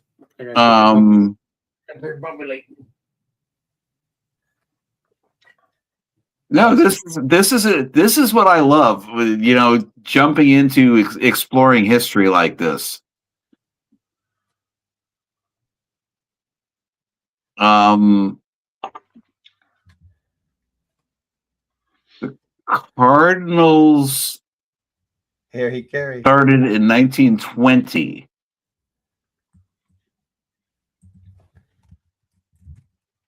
The Bush era started in 1953.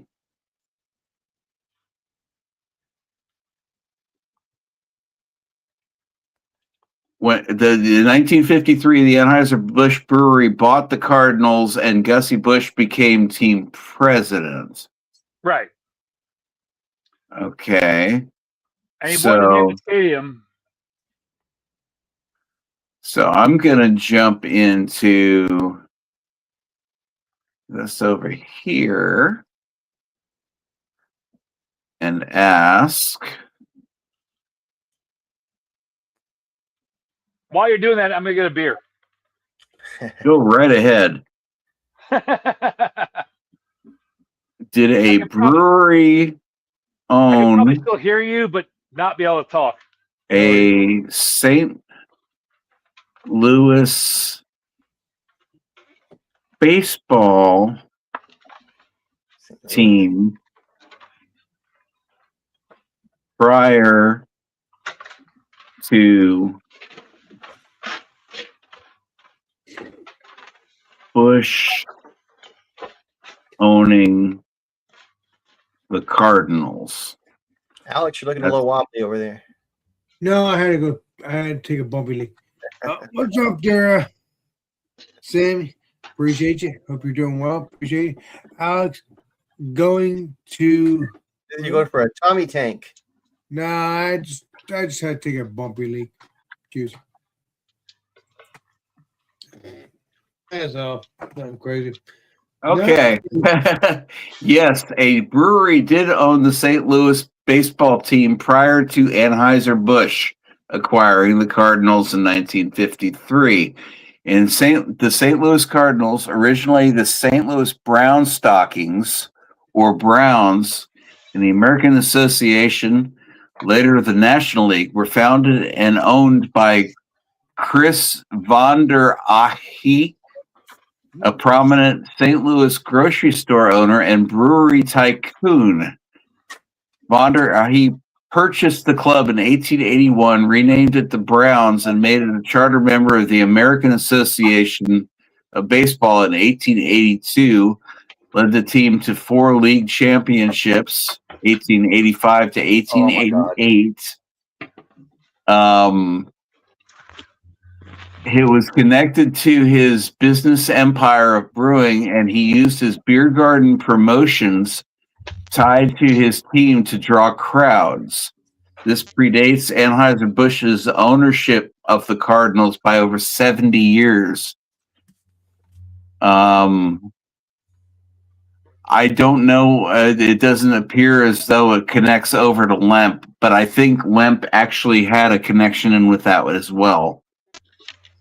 And that's just using basic Grok AI to look at that.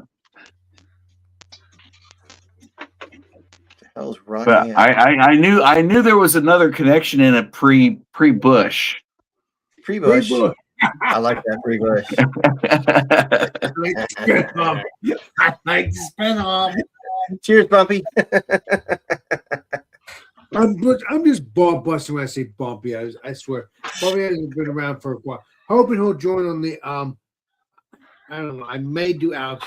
I already did this setup. So I'll probably do Alex Friends, not drinking wise, but I'll do Alex Friends maybe on Monday. I don't know. We'll see what happens, but it is set up. So we'll see what happens. You'll see if it's live. Monday. That's this Monday. Yep. So MLK, right? Who? And Martin Luther King, probably, but Who? Yeah, Monday. I don't know if it's Martin Luther King Day, but I just did my live stream. All I know is I've got a gig on Saturday, and I've got to drive back home late Saturday night when we're supposed to get 1.5 inches of snow in freaking central Georgia, if you believe that. What? You'll That's be fine crazy. because you're Snow in worried Georgia? about for Monday, so you're good. So you have to play Colombo to make sure you're golden. I don't have to play Colombo. I have to play fucking Mario Andretti to make sure I get my ass home alive. Exactly. You got your wife to help you out too. Don't get me started. You got your wife helping you out with that too. Occasionally, I guess. I don't know. So Because there's a whole lot of people in this neck of the woods that don't know how to drive in snow. well, Yeah, people can be goofballs if they don't know how to drive. I agree. If they don't know the snow routine, then they might not know how to drive. For me, I'm safe because I don't drive, but I get what you're spraying now. An inch and a half of snow is a normal day where I live. Here Yeah, in but Sutton City, if it's son, you ain't in Georgia. No, I know. hell yeah. I'm in New Jersey, son. Hell yeah, baby. Just saying, I'm in New Jersey. I know the snow Jersey. stuff. I don't drive, so Somebody empties an ice cube tray in Georgia, and people freak out, and the freaking schools close. well, that was like that. I think not 2000, just 1996. making a cocktail. 1996 is freaked out. Again, we didn't have 36 inches of snow prior to that, so 6 inches I of get what they're snow. spraying in New Jersey, but that was 1996.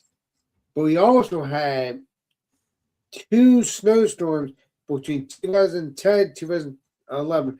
Obama used to call oh no, seriously, Obama called it Snowmageddon. I love the snow. I love it. I am Obama. Snowmageddon. He did. Look up history. Look up I remember Snowmageddon. Alex, you spraying a lot of stuff over there. exactly my point, my friend. An inch and a half of snow up here. We just turn our windshield wipers on. No, it was no inches of snow. No, it might be snow for you guys, but not for me. I think I'm going to have to drop my 5-gallon kettle out on the hood of my car and collect my snow and make Polar Vortex 2.0. Hey, I just had a can of the Bud Light Blizzard Brew where they made it with snow. That was kind of weird. Bud Light Blizzard. I did a Polar Vortex about probably 8 years ago. That was the intention of it was to be able to take the snow and filter the water. I triple filtered it and make a stout out of it, where I was trying to simulate the concept of making a beer that tasted like an Andes Mint. But do you have That would be amazing. That's going to take a lot of snow, right? Because there's so much air in there. He knows it all. Well, I got about 5 inches in the kettle.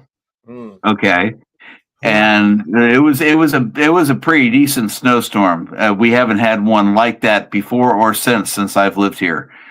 But yeah, I took that amount and I just used that and then added regular water to it and then brewed it like a regular beer. Yeah. And I used actual Andes mints for part of it, but I used cocoa nibs and a few other things. And yeah. I know cocoa nibs and all that, but what's I actually dry hopped it with chocolate mint. Huh. Knows it all.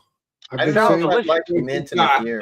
Knows it all. It had a great aroma to it, but it just didn't. The flavor didn't pop the way I wanted it to. Well, hoping we'll have another snowstorm so we can play Columbo on that, Mr. Clifford. That'd be amazing, baby. So I had this beer that my friend sent me. Go ahead. Oh, I'm gonna blow you up. Hey, that's a Bud Light. Yeah, oh, come on, regular Bud Light. Come Not a on, regular Bud Light. Oh, a Bud Light. What is it? Blue with snow from Richard Park. What does that say? Orchard Park from one of the last. That's a Bills. That's a Buffalo Bills beer right there. Wait, is that like the stadium? I'll tell you. It is. They brewed it with snow from the Buffalo Bills stadium, and they trucked all the snow.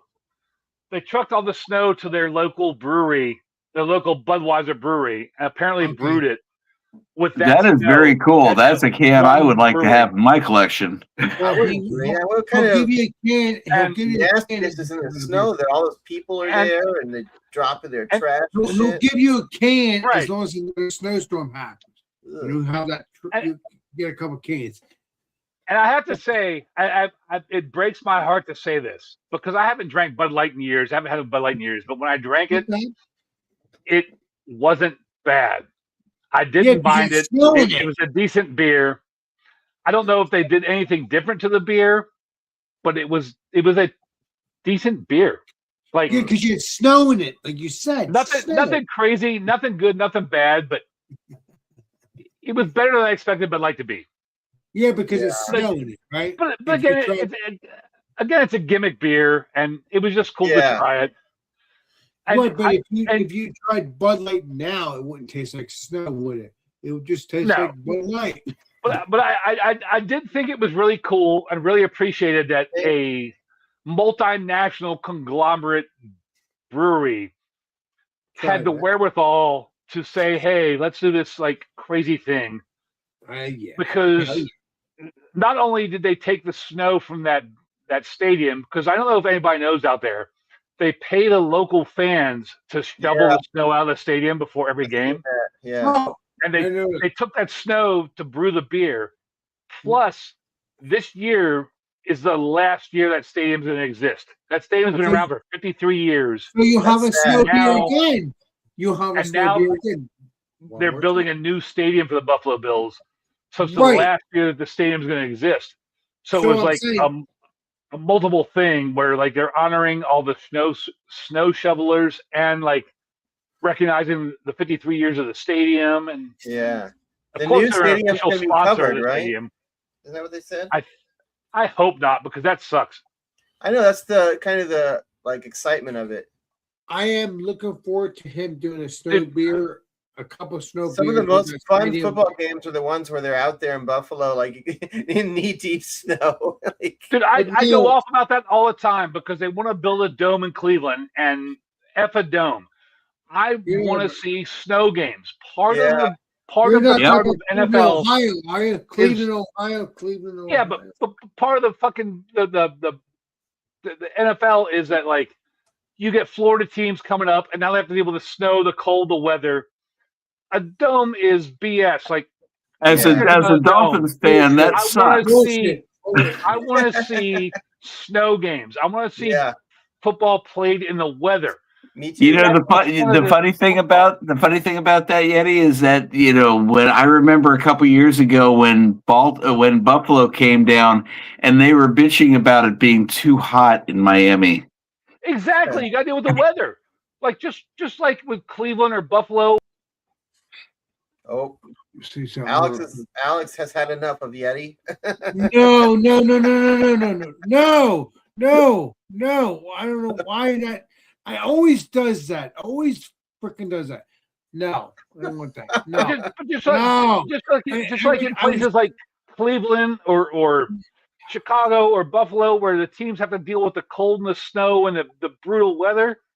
It's also an advantage for teams that have to deal with the heat and the humidity and the nonsense when they go to places like Florida, or Texas, and that's the way it should be. It should be played outdoors.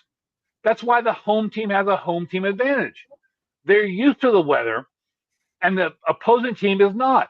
I love seeing snow games. I love seeing games where it's 110 degrees and the players are dying on the field. I mean, not literally dying, but you know what I mean?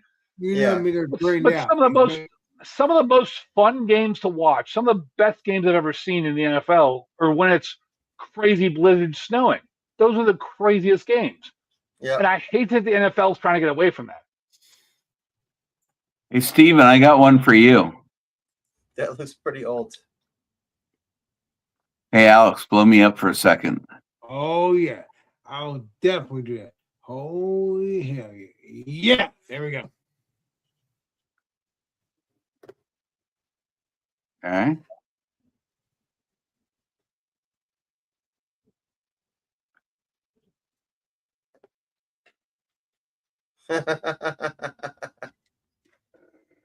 Rainer, is that a Canadian beer?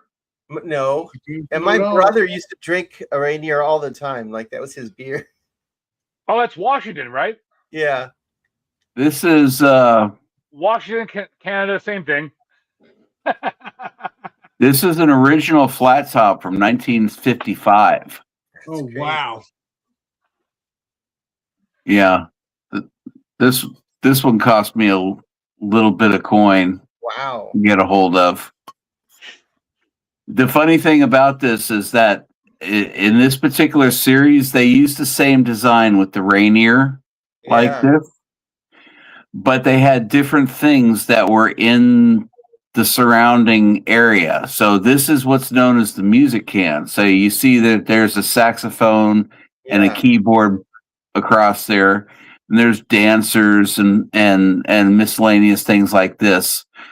They did one for like a beach scene. They did one for a barbecue scene. There's about like 35 different scenes that they did that were around this area here. And then each of those scenes had like 10 different colors. Oh, wow. So in total, there's something like 70,000 different variations between 12-ounce cans and 16-ounce cans and 11-ounce cans to complete the entire set. And this is a pristine can. Okay. Yeah. So it for its age, it's pristine. You know, it's an air sealed from the brewery can. So to complete that entire set would take, you know, a lot of time. You can bring me back down to a lot of time and money to be able to get that. But yeah, I told my wife, yeah, I want to get the complete Rainier set.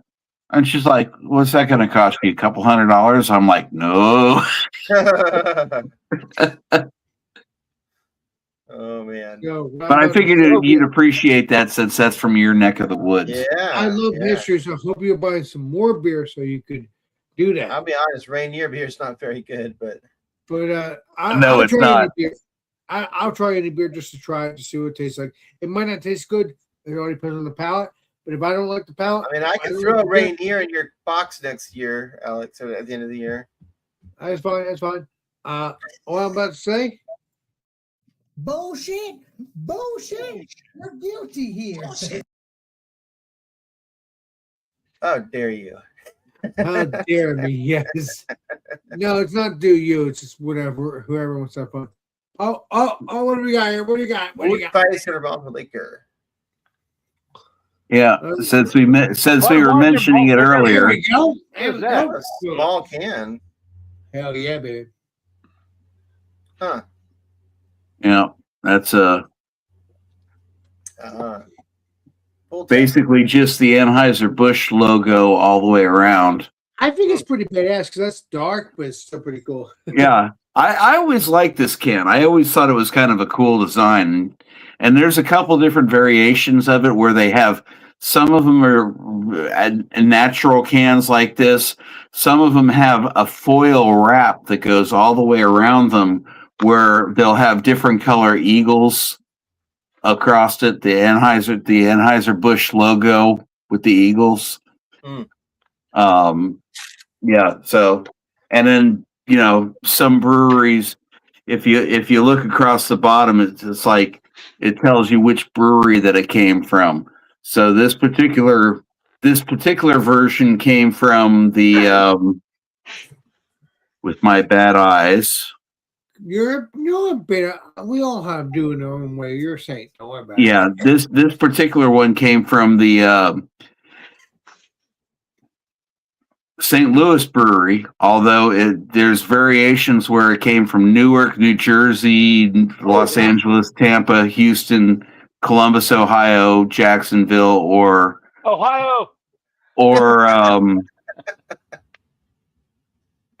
Williamsburg. So some of them, you can take the exact same can, and depending upon what brewery is listed first across the top, will determine the value of the can.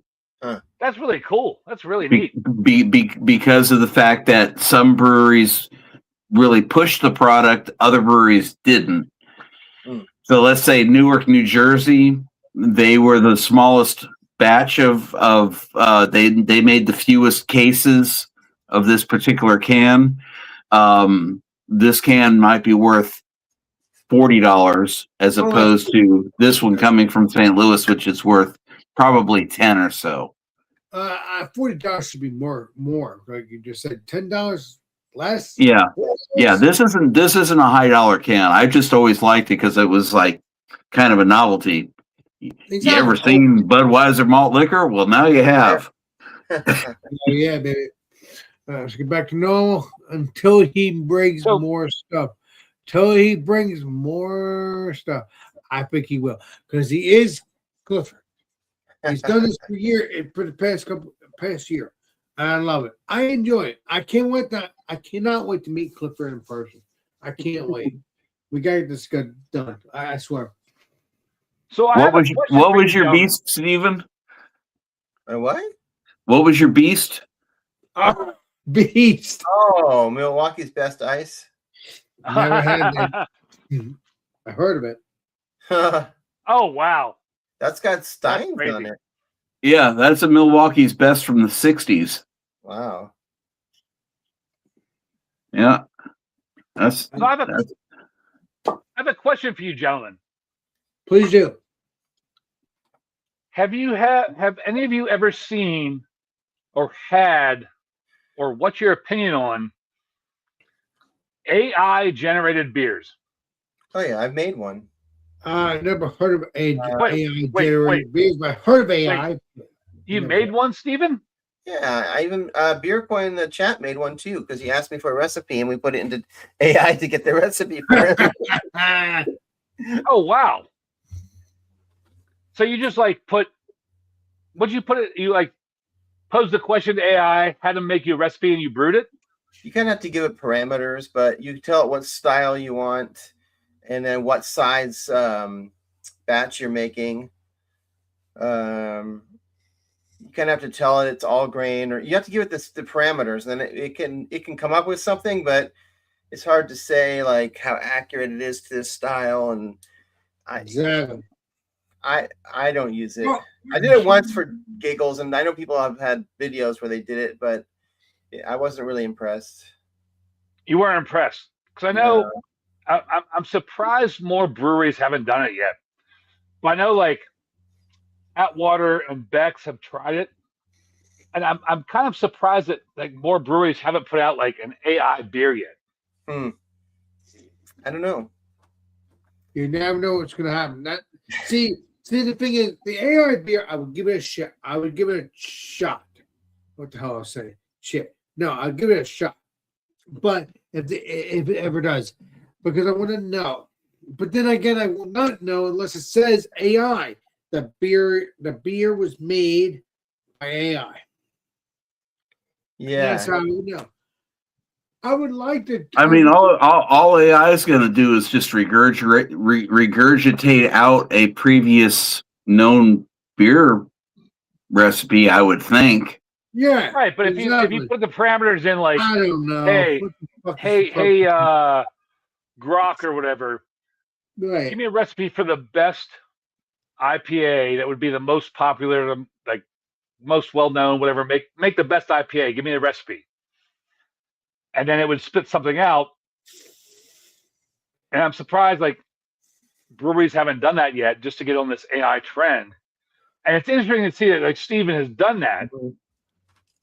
And you said it wasn't that enjoyable. I mean, Stephen, I've tried his beer. In case, I mean, I don't know if you knew this. So I work in IT. AI is like, there was this huge thing, like it was going to be the next new thing. It turns out it's not doing very well. Microsoft is really hurting because they put a lot of money and effort into AI, and it's not getting utilized. It's not doing what they thought it was gonna do. It's new. It's not going to be analyzed for many Well, years. I'm just saying, they need to have returns on all the money and effort they put into it, and it's not happening. Correct. And so I'm not sure how far AI is going to go, but like with Beer Koi, this was a good idea. Like if you have some grain and you just want to use this grain up, but you don't know what kind of beer you could make with it, you could ask AI, here's the grain I have, here's hops I have, what kind of beer could I make with it, you know? Right. I mean, I'm not surprised that AI his was okay. It tasted okay, but it wasn't anything like great from what I remember. Like I'm not surprised that AI isn't doing that well because people thought AI was going to do all these great things, and everybody uses AI to make stupid pictures, stupid videos, and dumb shit that's what the population wants, and it's not being utilized properly. Which but what do you expect from the population? I drink dumb shit as New England IPAs, West Coast IPAs. I'm not saying dumb. I'm just saying in general. I love New England IPAs. I like West Coast IPAs. I just like trying every beer, stouts, whatever. But I'm not thinking AI. But I get what you guys are spraying because I want people to brew themselves. Okay, if it's I don't know if it's a big thing, maybe it could be AI. It could be an actual person, but I don't know. Let me hear what you guys say. Thank you. But it's like Hey, what Steve. Stephen was saying. It was like Stephen was saying, like Microsoft put all this money into AI. They thought it was going to be revolutionary, and everybody Right. used AI to make the Yeti do drugs and chase around idiots and drink beers. Well, I don't mind drinking beer with the idiots, but I don't mind doing. I will never do the drugs. But I'm surprised. I'm surprised that more breweries haven't just like put things into AI. Like, hey, use these ingredients. Give me a recipe for beer. Let's make it and see what happens. But I haven't seen that. Yeah, let me ask this let me ask this question about Go ahead. breweries predicting what might be trendy. Go ahead. Okay. Have any of you ever had Meisterbrow? Yes, but I think so. So long ago. I think I've heard of it. I think. What was your opinion about it? I don't remember. I don't remember it. It was a lot. I mean, I never so had long it. ago. I heard of it. I think It was my opinion of it was just like a cheap 7-Eleven beer. It was not good. Yeah. It was basically horrible. Oh, Okay. my God. Let me show you this. This is a late 60s era Meisterbrow can. Premium. Okay. When this was considered a good beer before it started getting watered down to fight in what became known as the light beer wars. Yeah. Okay. Never heard of that. Because at that time, all the good beers, and this from all outward appearances was a good beer. They started watering everything down, adding adjuncts into the beer in order to be able to compete against other light beers. Okay. Take note of the right at the top there. Uh-huh. Okay, see how it says MB? Yeah. Yes. Okay. Here's another MB can.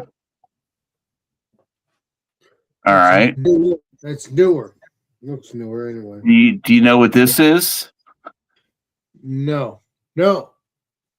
This is what became Miller Lite. Huh. That's Really? the original. Wait. This is the original Miller Lite. Miller Oh, bought no. out this company in order to get a hold of this beer, in Oh, order to create the beer wars for light, low calorie beers yeah. that spawned Coors Light, Bud Light, all the rest of them. This is the original can Beer that wars. started the beer wars.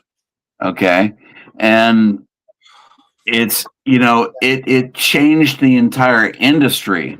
You look at probably like maybe 5 years ago when you started having some of these major craft breweries that were starting to point more in the direction of seltzers, flavored hard waters. That was as revolutionary to crushing small breweries as this was to crushing small breweries back in the 60s. Hmm. I mean, if you really look at the beer history of it. Clifford, there is a movie called Beer Wars. You're a saint. I swear, you know it. Yes, all. there is a movie called Beer Wars. You It's know it it's all. fascinating. You know it all. I'm vouching. Yeah, for it. I would highly recommend that movie because they go into all of the legalities about how even a beer can be named. Yeah. So it is based on a true story in a sense, Beer Wars. But I was looking for the Beer Wars in the sense of, since you said Beer Wars, and obviously there's a movie based over that stuff, which is pretty. Yeah, there have been several beer wars since Prohibition. Right. One was the premium versus light beer war. One was the beer war that took place after World War II that had to deal with trying to recuperate from the previous what's the word I'm looking for? Where you restrain the amount of goods that are being used due to wartime. Oh wow. Furlough's not the word. It was a restriction that took place during World War II that applied to hops and grain and so forth in order to be able to utilize it for other things during the war effort. But the beer wars that we're talking about now, that was after the Beer Wars movie about that we watched. After the Beer Wars movie, I would say the most recent one was the major beers, the major breweries against craft breweries, where, like, for example, where you would have Anheuser-Busch that would be putting out advertisements that would make fun of breweries that were in the craft realm. And putting those advertisements out during Super Bowl where they could afford to drop $500,000 on an advertisement, complaining about saying, we do beer the old-fashioned way. We don't make pumpkin style beers. We don't, and then just picking apart all of that kind of stuff. They dropped a whole lot of money just to try to tear apart the craft beer industry while they were buying up craft beer breweries. Because they're scumbags. I don't want to get into it again. I don't want to get into it, but you're asking me the question. I'll tell you, it's wrong. I mean, yes, you have your Budweiser, you have that. Yeah, Beerquay, Goose Island's a prime example. 10 Barrel's another example. I think Pyramid was one as well. Yeah, I never heard Wicked Pyramid. Weed. I never heard that Pyramid. I still like 10 Barrel. Don't. Yeah. Leave me alone. No, exactly. I thought Yeah, but then they turn around and made Pub Beer, which was a freaking generic piece of crap. Yeah. I thought But 10 no, Barrel went I was independent shocked. again. I was Maybe, shocked. maybe they did. I'm shocked that there's movies about beer wars. I know it's based on a true story in a sense, but even if it is or not, just have your beers, wherever it's craft beer. I know it's fun. I know. I'll watch the movie or there's other movies, obviously, like you just said, there's other movies too. But I'm not gonna worry about that because I'm buzzed. But there's the beer wars, and there's obviously something else. But the fact is, it's still based on beers that are getting angry over beer wars. Well, To answer your question, Beerquay, I've probably got about 17 different old style cans from Heilman and predating Heilman, and I've got probably another 4 or 5 that are the Canadian old style cans. So yeah, 10 good. Barrel. That's good. I don't know what year it was, but 10 Barrel was sold off from AB InBev to Tilray. Oh, Tilray, yeah. Which is like, the weed and beer company from Canada. Yeah. Same thing happened with Widmer. That Widmer now is an independent brewery again. They're not considered craft brewing. Hold on. Original owners. Was it Clever? Yes, Clever. Oh, look at that. Oh yeah, baby. I think you showed me a while ago, but off air. But that's lit up, baby. Yeah. Yeah, he was asking about old style. Oh, trying to manipulate my way through here. I've got one on that side of the room, and I've got one over on this side of the room. Let's see. That's pretty badass. You have both of them. Yeah, baby. Yeah. Baby. There's actually like 3 or 4 in the set, and those are the only 2 I have. And I do have one more over here. Oh, so you have 3. It's just sparkling water. Wow. Clever. So there's 4. So there's 4 though, but you had 3. Yeah, 3 in the set. Well, in the stained glass signs, there's like 3 or 4. Okay. The other faux neon is a completely different set. It doesn't matter. It's still fun. It's still history, and that's special. Listen, you're like me. You love your beers. You love. I don't have signs, but I just enjoy pissing my wife off spending money on this shit. I mean, you can do that just for me. Just have fun with it. Yeah, hell yeah, baby. Piss your wife off. I think that's a good thing for my channel. This is Clifford, and Clifford could tell you about not now. If you start brewing beer again, Clifford. This is Alex, the beer master, and my friend Clifford, who's just going to piss his wife off continuously. I hope your wife understands when you talk to her, because it's going to be a lot of fun. It's going to be amazing. Oh my God. Oh, that's what keeps us alive. Fun, enjoyment, laughter. That's the medicine. And what you love with your beer stuff. Oh my God. He's looking for something new to show us. I mean, it's a beer master, and I'll keep the wife pissed off tremendously. Oh yeah, baby. Yeah. Clifford's garage is like a museum. Well, yeah, it It is. The Sergeant Clifford knows what he's talking about. He knows, but I cannot wait to have his wife on my channel sometime. You know the worst part about doing something like this is like I jump in with you guys and I throw in beers that you guys may know, like Weissbrow or I want you to do that so I can put Columbo. you know, and then there's other. There's tons more stuff that I have that are probably things you've never heard of before. Well, we'll bury it. Well, like I told about the Hitler stuff. I didn't hear about the stuff you showed me earlier. So, Disco I'm beer? just saying, I don't know. Non-alcoholic I'm just beer. going with my life. Near beer. Oh, Holy shit. Near Wait, beer. what's this legendary Clifford has? Oh my God, let me blow him up. Jesus, I'm buzzed. Clifford, you wait until I'm buzzed. I love you, but you're oh, come on. If this doesn't look like the 70s, I don't know what does. That That's is cool, the yeah. 70s. Hey, show me the cans, all the cans, like the back. Like And yes, Alex, this comes from New Jersey, so I blame you for this. well, you are Clifford. I expect you to do put Columbo on that. Those are actually unopened and bottom opened, Right, well, So, yeah, because it was years which ago. makes them a little bit more valuable. Exactly. Those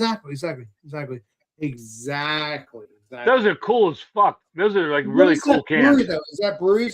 Yeah, there was a whole. I mean, they made disco. This was actually part of a grocery store chain brand of beers, near beers, and sodas. There's a birch beer. There's a cherry cola. There's a lemon lime version of these. I don't have any of those because I only collect the beer side. I had birch beer. Never had alcohol birch beer, but I've had birch beer. It's delicious. Delicious. Birch beer is definitely delicious. Yeah, Yes, I'm it just is. saying, Clifford, there is birch beer. You are correct, sir. But there's no alcohol. Those beers, I guess they have alcohol, what you showed. But they at least they did. But no, there has been birch beer. I've had them since I was a kid. I had them because my Uncle Tom cleaned, and he did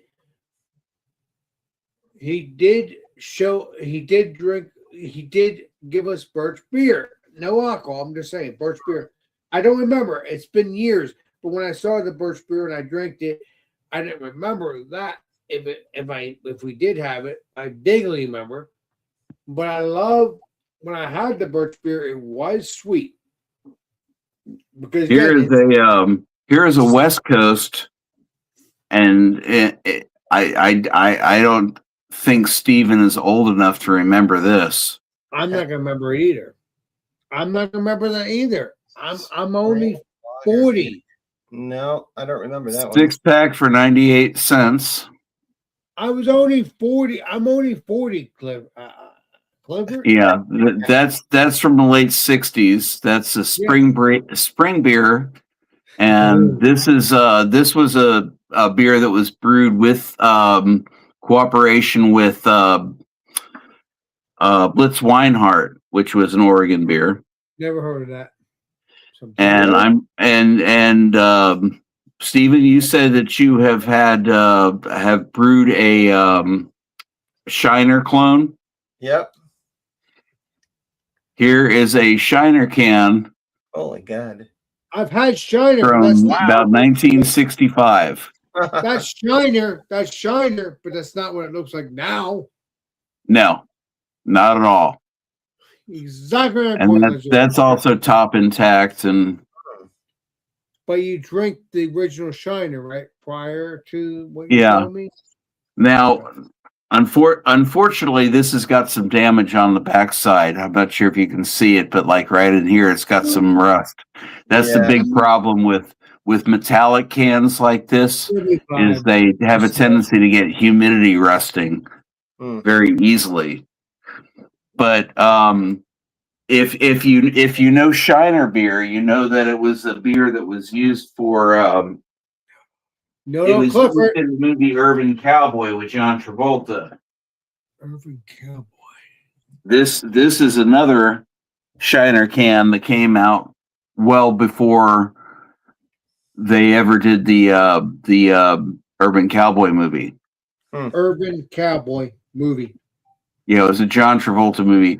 Most of the cans that you see in Urban Cowboy are Gillies cans. It used to be Mickey Gillies bar outside of Houston in a place called Pasadena. That burn. That's why you can get their cans, but you can't get the actual beer. Mr. Gillies burned, I think, if I remember correctly, right? Mr. Gillies. And so if you look here, you can see Shiner, Texas, and its location. Okay. But the actual town is the name Shiner. The actual name of the brewery is not Shiner. It has never been Shiner. It's actually Spetzel. Spetzel. Yeah. Well, you know it all. I mean, you know it all, man. You know it all. Okay. So if you look up here,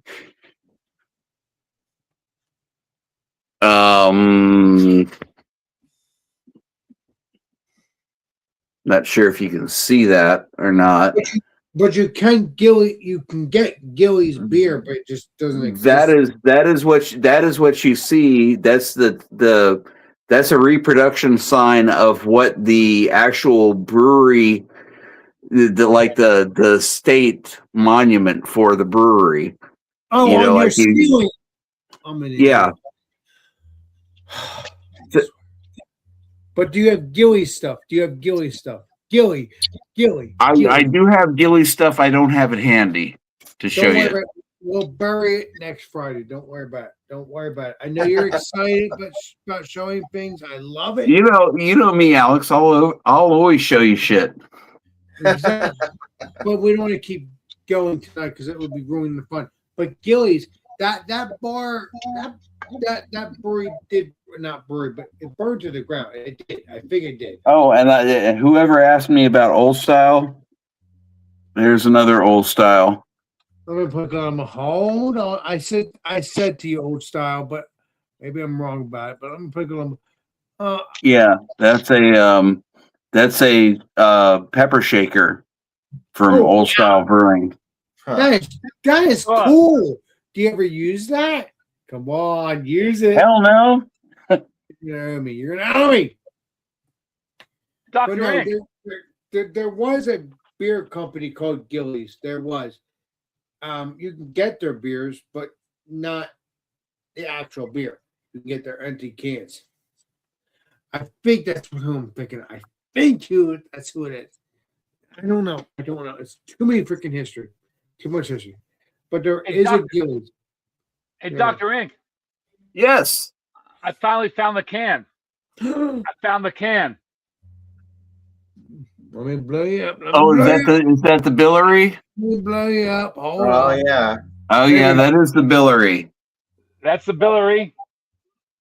Okay. That's me. I And then opened the bottom. it's stabbing in the can at the bottom. Hell yeah, baby. There you go. Bottom opened. There you go. Yeah. Properly done. Properly done.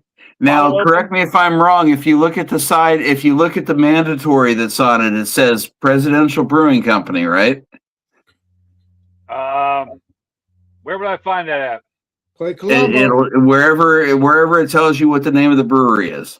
Yeah. It says bottled. It says bottled for Presidential Bottlers Incorporated, Cleveland, Okay. Ohio. Is that Yeah. what you're talking about? Yeah, that's the second edition. The second edition. Yeah, Nice. the other one has it says Billery and it has a picture of the jackass on it. I'm That's the pardon me, second donkey. I found the can. Yeah, it was really cool. So I'm happy Yeah, to play- you did. I have been searching 25 years to try to find the Ross Perot can from that same series, and I have never found it. Well, if you do, I'd love to you have find that. review it. Oh, I would too. But you I have would to drop review it, $50 on that can right like that. But you have to review it on both channels. Would you drink it or would you leave it unopened? You have to. If it review was full, I would immediately drink it and probably pour half of it out. No, you have to give. I would Yeti. not keep it full. Any cans from that era, I don't keep any cans full. No, drink it. Drink it on my channel. Drink it. On my channel. It's detrimental to the can Give if it- you're looking at it from a pure collector's perspective But Clifford, drink it. or preservation perspective. Drink it all on my channel. Oh, Just so on from a mine. preservation perspective, you need to open them. Right. Yeah, from the Well, bottom. Keep the lid intact. Yes. Play Iron Guts. Drink it what you can of it. You know, Yeah, but I want you to barf a little on the side. Fine. I want you to drink it all on my But don't keep the alcohol in it because it will deteriorate the can from the inside out. It'll eat through the whatever the protecting lining is, and it will eventually destroy the can. It will, but you're going to drink the alcohol. You're going to drink the beer. You're going to drink the alcohol on my channel or your channel. Haven't I done that before, Alex? What?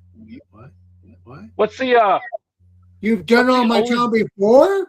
What are you talking about? Oh God! It's too many things, Clifford. You're a saint. Remember that. Oh, I'm going to be 80 when he realizes it. I'm going to be 80. He knows it all. He needs to drink all beers on my channel. All of them. Every Friday. If he has a beer, he needs to drink it. He hasn't done it in a while. He has done it, though. Like Mr. Clifford has said. Alex is going crazy. You're gonna make me drink a 26-year-old Coors Light, aren't you? Oh my God. Wait a minute. I was about to ask. I have that at my sister's. I need to get that. I have that from years ago at my No, you sister. can't open that. Oh God. Why not?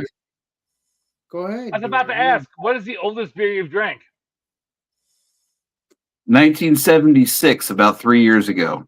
What year is Oh this wow, beer? you got me beat. What year is this beer?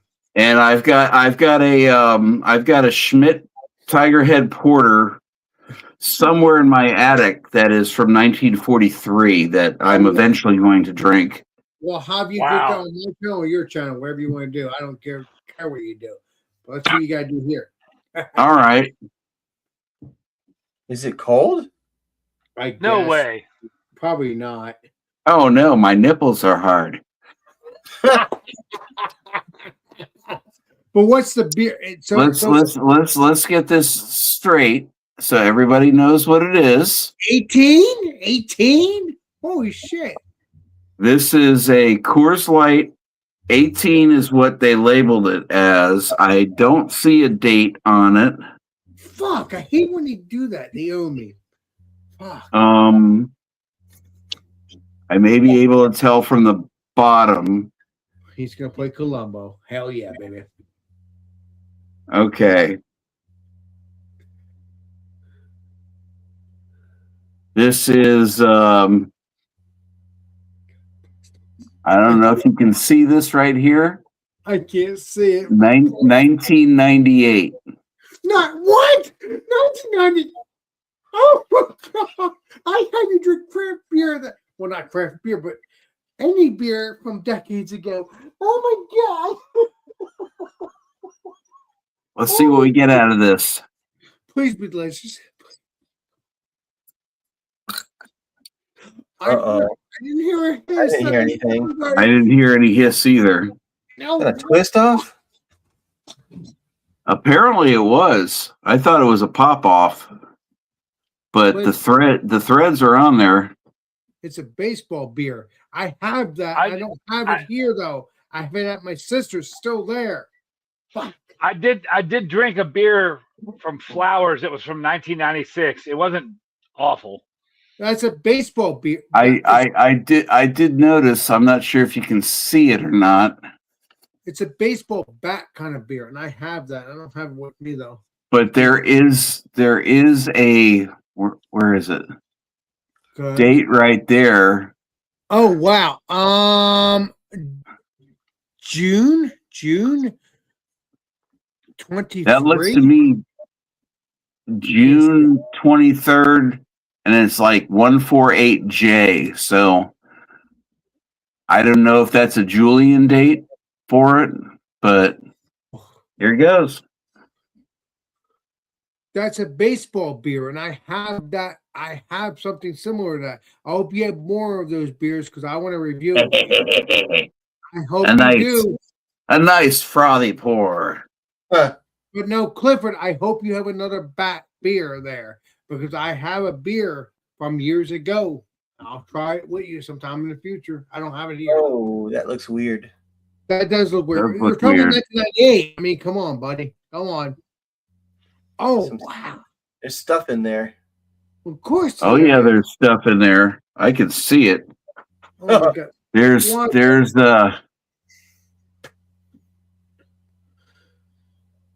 Oh, that's the light. I can see think the I light. think it's better with the regular light. I can see your computer too. Hi, computer. God. I'm Alex Beermaster.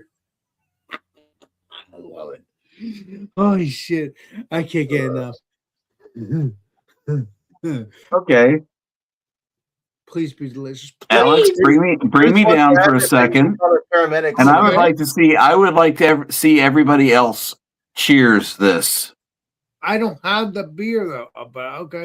Shrink it down. Everybody else cheers this. Cheers to I don't Clifford. have He's a beer. saint. I cannot wait. I hope he has more beers with them because I have Because 8 beers. this Milk over there. this smells awful. Of course it does. It's been Oh, 20, 30 years. Come on, Clifford. I love you. You're a saint. I can't get enough of you. Hell yeah, Clifford. Oh yeah, you got it. This right. is this. This is Clifford the Brewery Honest signing in. oh God. Call the paramedics. Wow. It's gotta be awful. Ugh. Probably metal fragments in there.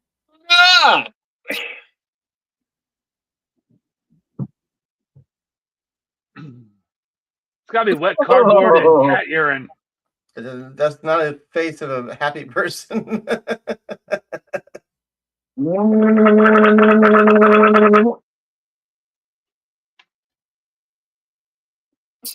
Oh, Oh my God. You see, Alex, there is a limit on how long you should age a beer. exactly. So, Especially when it's a light beer. What happened to can't- Alex? I don't think he can come back. Maybe he can. Because he's running the stream, so he should be able to. Oh my God, that's dreadful. Science. Science. That is definitely a drain pour. I've got tears in my eyes. Oh no. Oh, that was horrible. Was it vinegar or what? It wasn't vinegar.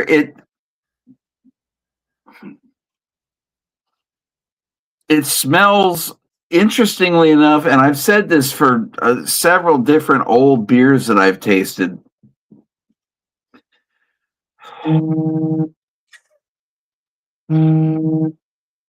Why is Alex trying to send me a video call? I don't know. Because somehow he left the video. It's his stream. He can join it back himself. Come back to the video, Alex. I am not set up for YouTube video calls. Oh, I mean, this has quite literally brought tears to my eyes. It tastes like the aroma is like a barley wine. The initial taste is like a barley wine, but then you get that after effect of cardboard, oxidation. Oh, yeah. Ooh.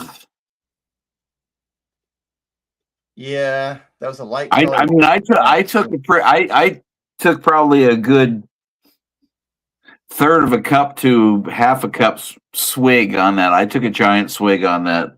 You might want to take some Imodium or something. Huh? You might want to take some. No, I'm going to follow it up with a good beer. What the hell are you talking about?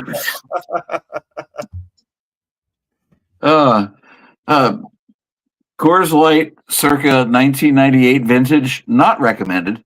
No. My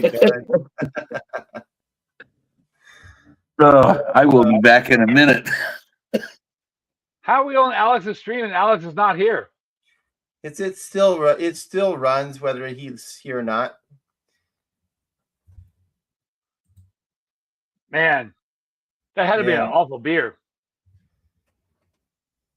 Yeah. Sorry. Yeah, there he is. I'm sorry. Clifford was trying to talk and it kicked me right off. Huh.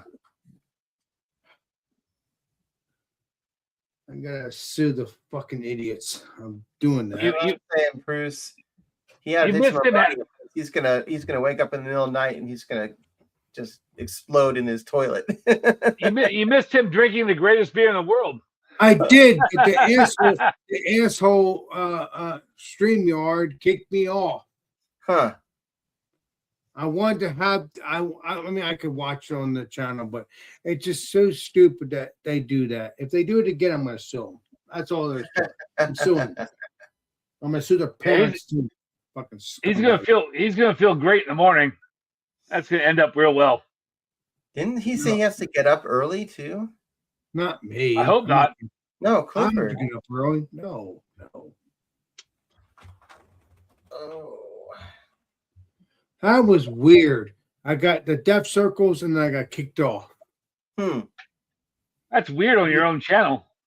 I know. If they do it again, I'm going to sue them. That's okay. I'm going to sue. I'm not playing this game. I'm not. If they do it again when I'm talking to my friends, I'm going to sue them. I'm not playing this game. I'm going to talk shit about them when I go do a walker stream tomorrow. Maybe. I don't know. That Coors Light might have ruined Cliff. He might be done. I know, right? Clifford, if you can hear me, I'm sorry. The death circles happened and took me off. He said he was getting another beer, but okay, that's fine. It's fine. He always does that, and he gets another beer. I got really angry because it's so annoying that I got kicked off on my own channel. It's so stupid. And I'm sorry for whoever's watching it. Just I get annoyed, and I'm looking forward to. He always does that for the old beers because I love it. It's like the baseball beers from back in the day, which I never even heard of until. They're never good either. Like I keep telling people, there's a limit on how long you should let a beer age. Well, I mean, again, we're talking about Clifford here. He likes old beers like me. Now, Alex probably has 20-year-old beers under his bed. No, I don't. No. I do have stouts that are here, but that's different. That's stouts. But if you're talking about Coors, are you really? No, I don't do this often. I just had an experience where it was like the scene in like what was his name?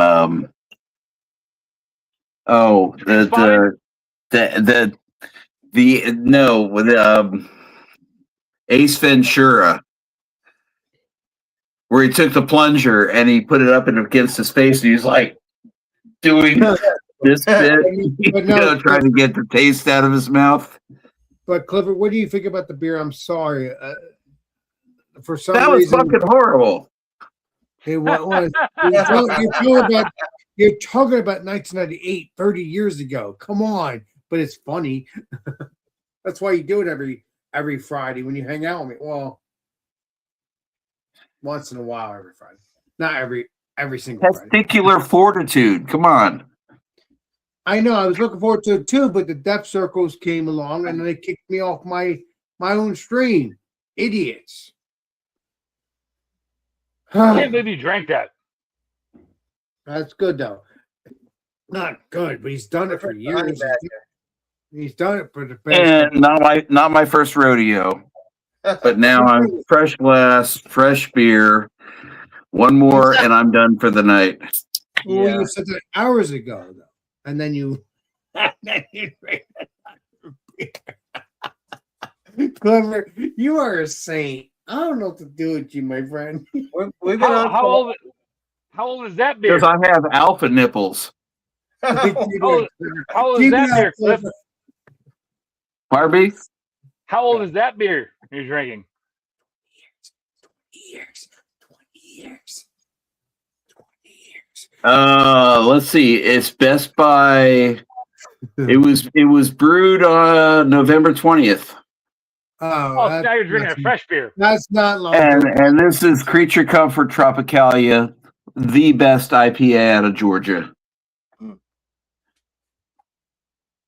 Not like some 20-year-old beer. Oh my God, you guys are saints. Alex, you've been on for over 7 hours. It's almost like a full work shift. Yeah, you got that right. It's free 12. It's free 12. I'll probably drink one more beer and then that's it because it's. When I asked for Chadio, it feels like Chadio was on like yesterday, but it was just in the earlier part of the stream. He like was 7 hours ago. Yeah. How many hours? How many hours? Over 7. Yeah, that's true. I wasn't gonna do that, but I'm just having too much fun. Let me see. I'm gonna drink. This is my last stout, or last. I mean, I say port. Yeah. It is. Alex, do you not know the meaning of the word wit beer? With beer. I've heard of wit beer. Yes. Yes. Or Kolsch? Kolsch. Yes, I love my German stuff. Come on, baby. Oh, come on. European stuff, whatever it may be. 3 o'clock in the morning, you're drinking more stouts. Oh man, 3 o'clock in the morning, Jesus. Yeah. Well, it's DeCole and Jesus, more Jesus. Yeah. Oh, is that even more Jesus? Chocolate. Yeah, baby. Yeah. Oh, sweet baby Jesus. Yes, sweet baby Jesus. Yes. There's more. Yeah, there's that, but I don't have that. So man, I remember the first time I saw Sweet Baby Jesus. I was in Silver Spring area outside of Washington D.C. I thought it was this like awesome new beer. Yeah. So I bought a bunch of it and brought it home. I got home to Cleveland. I was going to give it to my buddy. Thought it was like this crazy new micro brewery beer.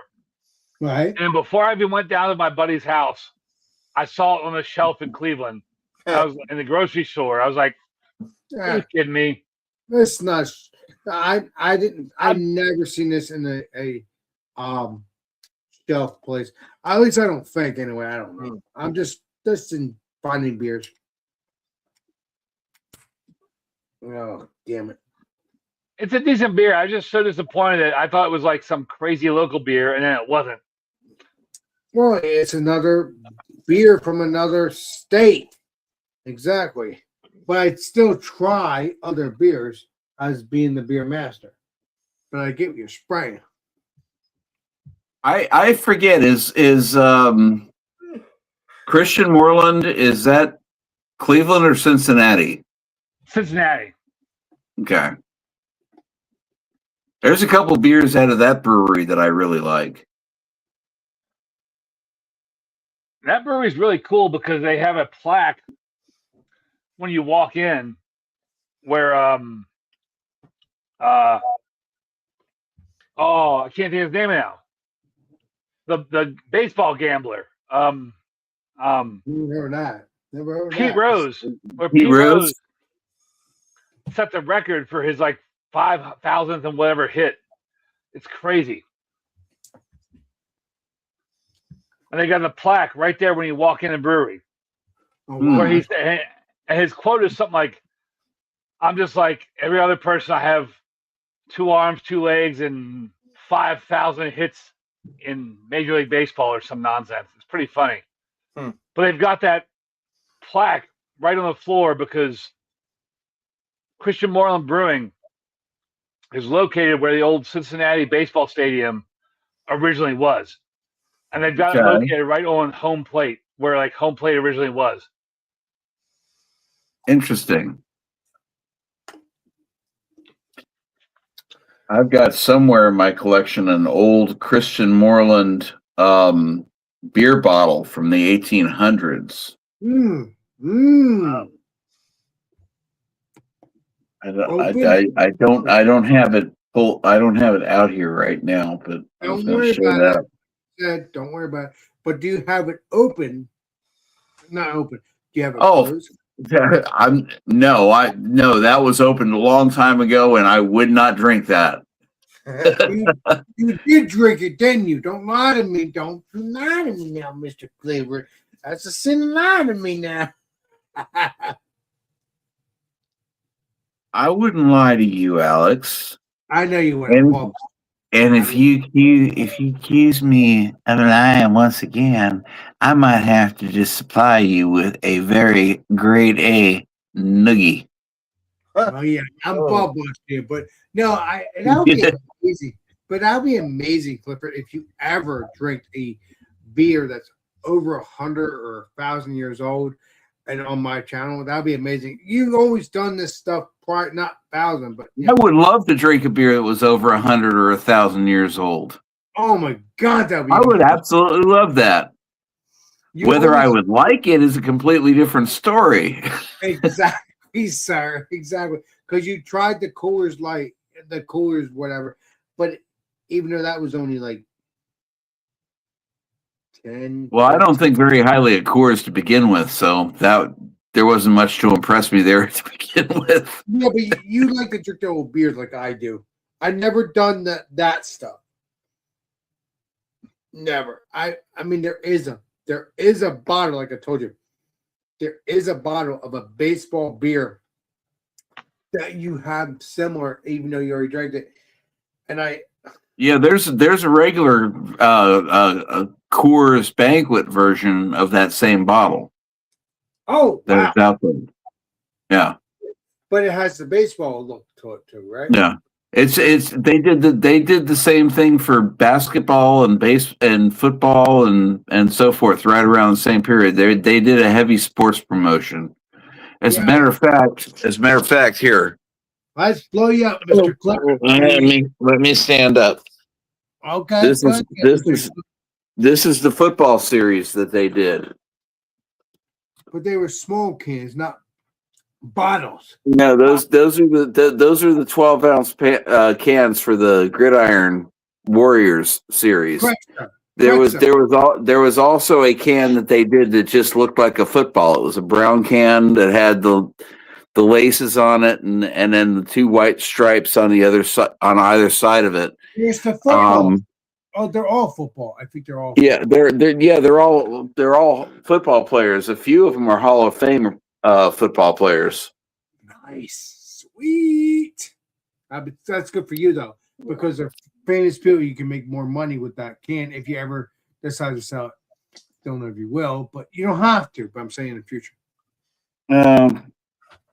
My kids are going to get to it, and whatever the kids decide to do with it is what they're going to decide to do with it. Yeah, but they may not know the history. I'll leave it up to them to see how smart they are to, as far as what they know is valuable and what they don't. Well, if they don't, that's their loss, in my opinion. Yeah. I'm in the process of putting together a UPC coding for everything in my collection. Wow. In order for them to know what it is and know the current value as of right now.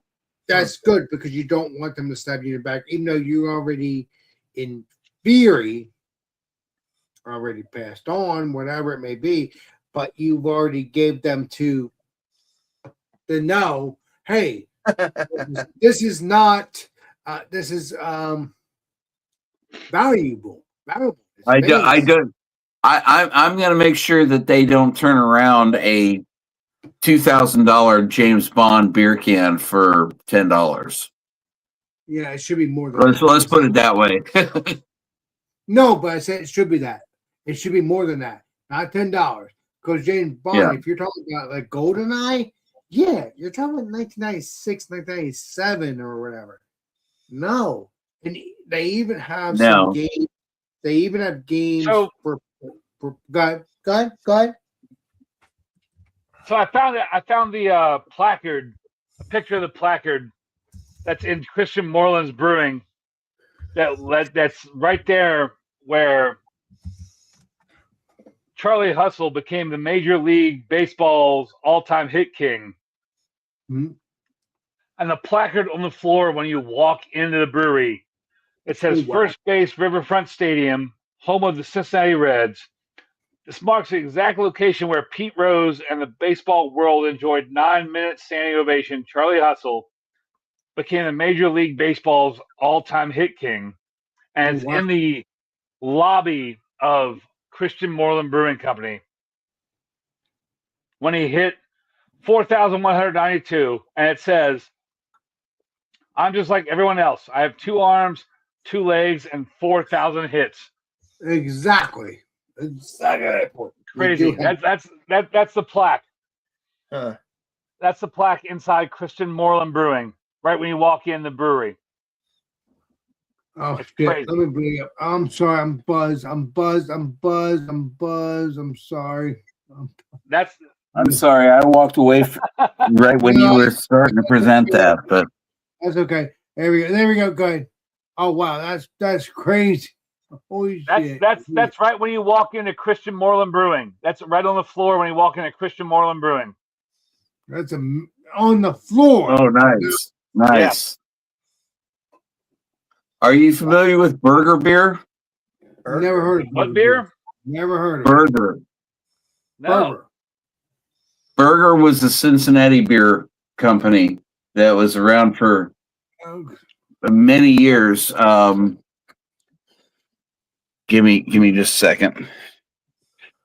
oh, This particular sign is not lit, but I have to do some repair on it in order to get it up. awesome. But that's from the 1950s. That would actually that's known as a motion sign, to where if you see where the glass of beer is, when it's lit up, you would actually see bubbles go up the beer.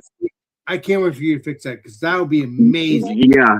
Finding the parts to fix it are like next to impossible. That's the problem.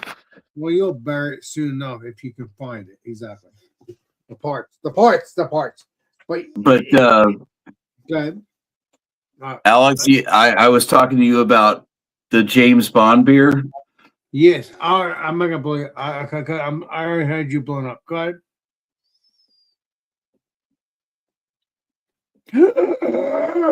Oh my god, 007. Wait a minute. That's amazing. That Wow. looks like a girl though. I'm It confused. is a girl. Yeah, so what you've got here is you've got the Royal Soldiers on the one side. Mhm.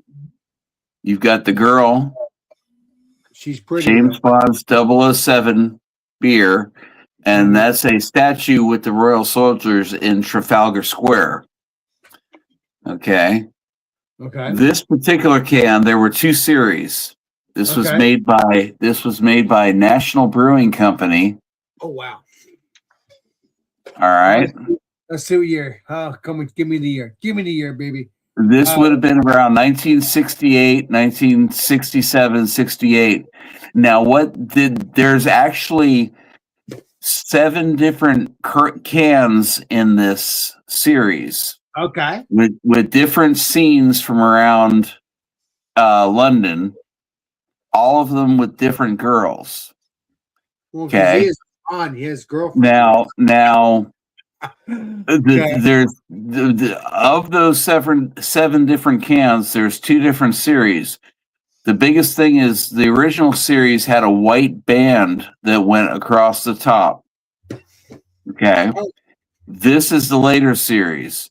Oh, The brewery got sued by the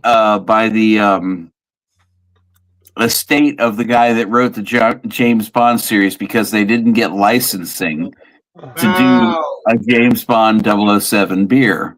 okay. So they told them that they had to destroy all of their cans and all of their product Well, that's to avoid being sued. I understand. A few cans survived from people that actually drank the beer and just tossed the cans into the woods, and people found them later all rusty and dented up and everything else like this. This is a pristine can. Well, you are Clifford. I expect. But what makes this can special is that after they were sued, they kept a certain number of cans in reserve that they sold as souvenirs in the brewery, and they made banks out of them. That's great. This is easily a $3,000 can. So is that Holy a crap. I'm using it as a bank, Clifford? Unless you want that nugget from me. I mean, I'm not going to use this as a bank. Fuck that. You want that nugget? This is something special for the kids. And Yeah, then Go for it. the other one that's special Got it. is that let's see how I'll present this. Oh, you got some writing. Okay, what is it? Oh wait, CAP. Cap sealed can for beer. A cap seal for beer. Okay, cap seal. Okay, for beer. Okay. How to bring it Okay. up. This Got is a Schlitz can.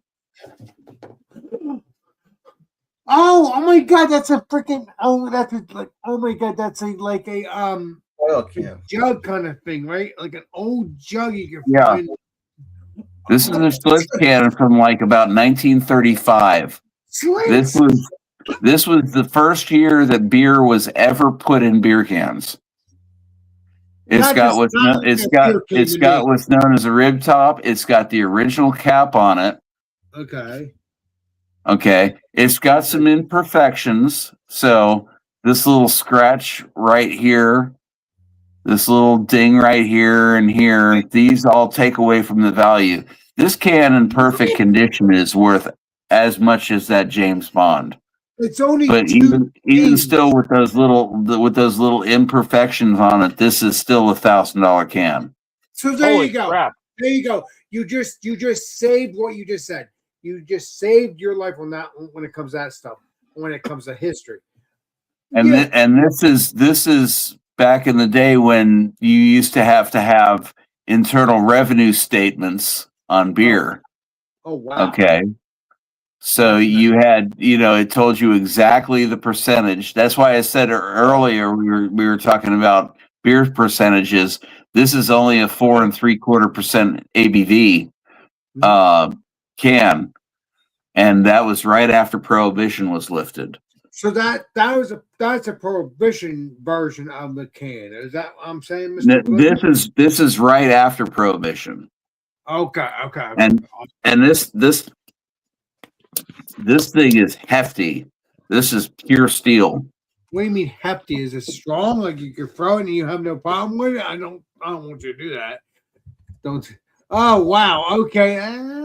Oh. Okay. Okay. So, I'm not sure if you can tell by just the sound, but yeah, this thing is this can probably weighs close to a pound empty.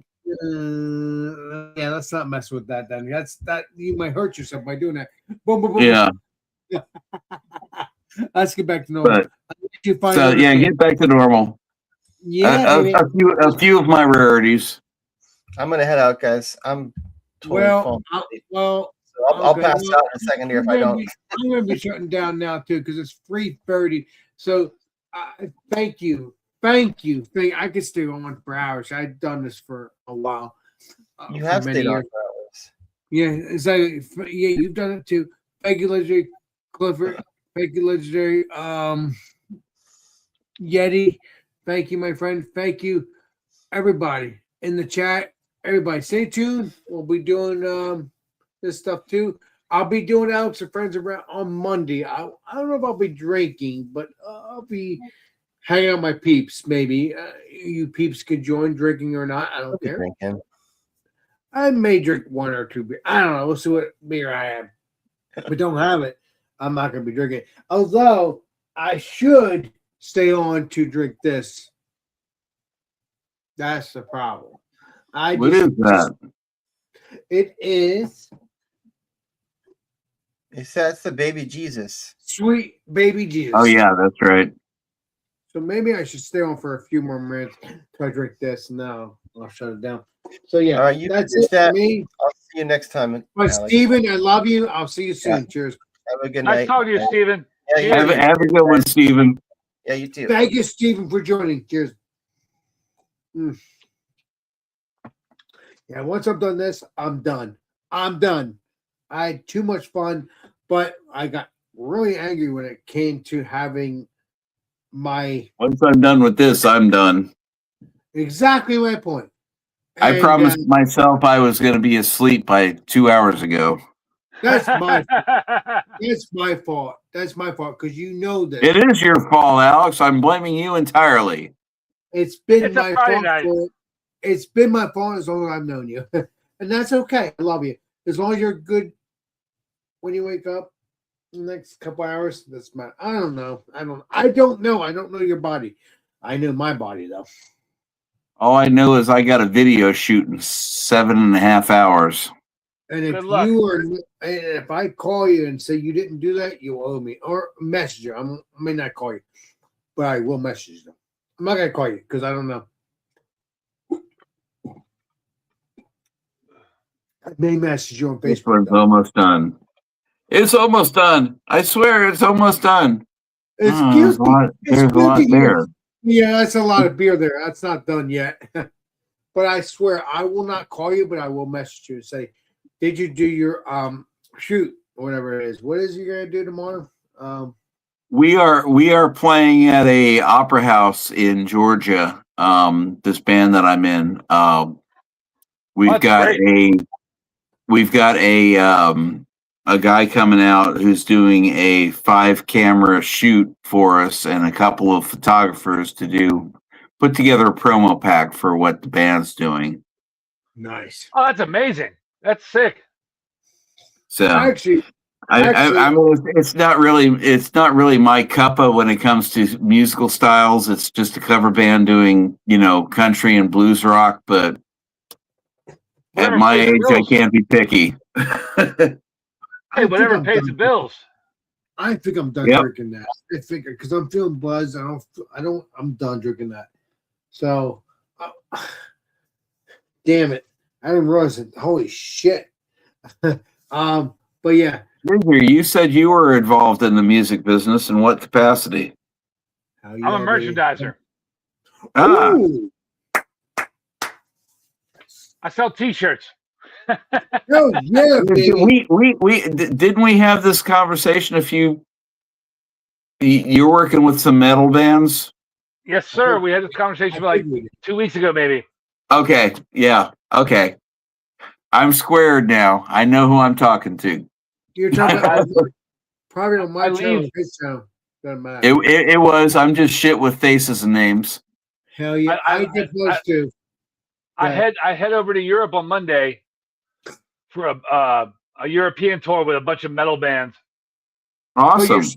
you'll still join on the Friday live streams if you're in Europe, right? I hope you If I do. can, if I mean Fridays are big time show times, but if I'm available and have a good Wi-Fi, I'll definitely jump in.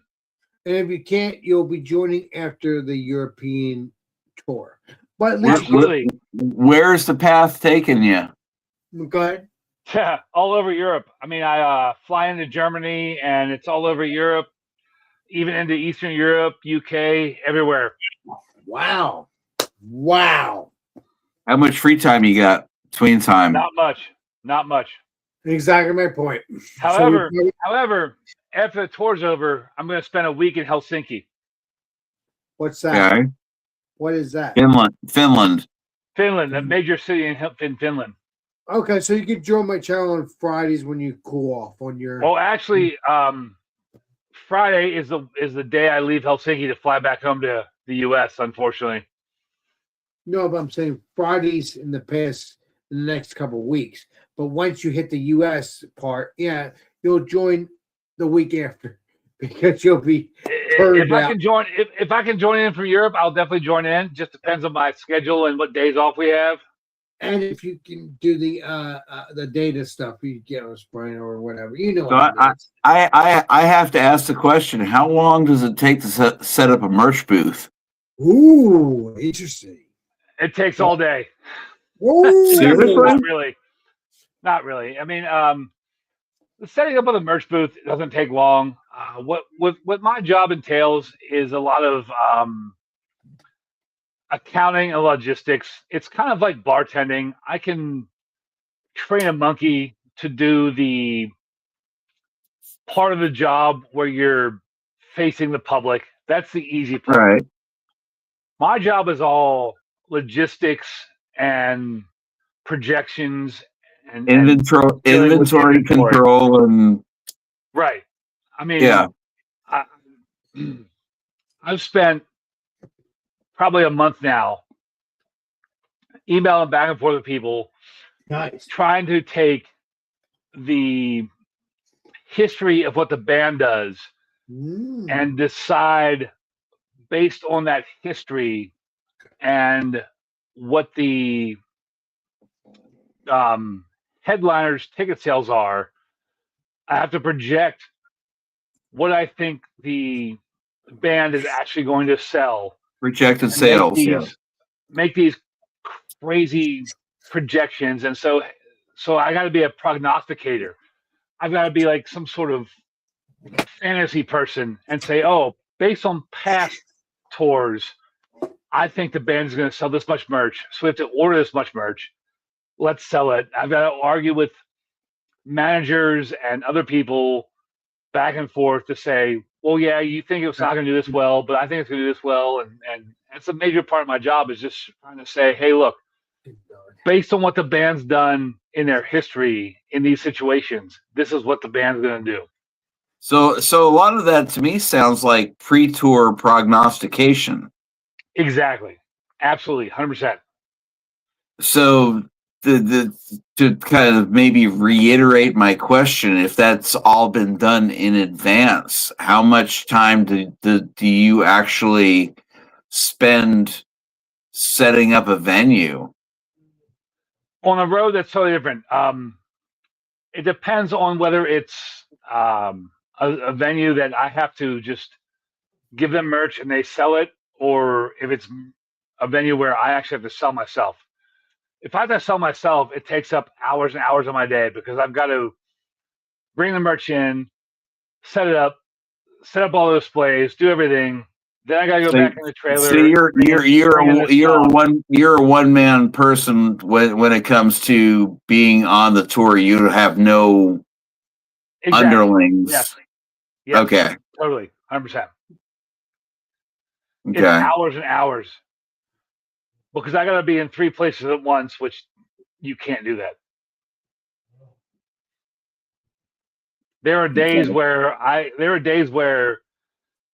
get up at 8 a.m. I'm done at 2 a.m. and I've had a half hour to eat once.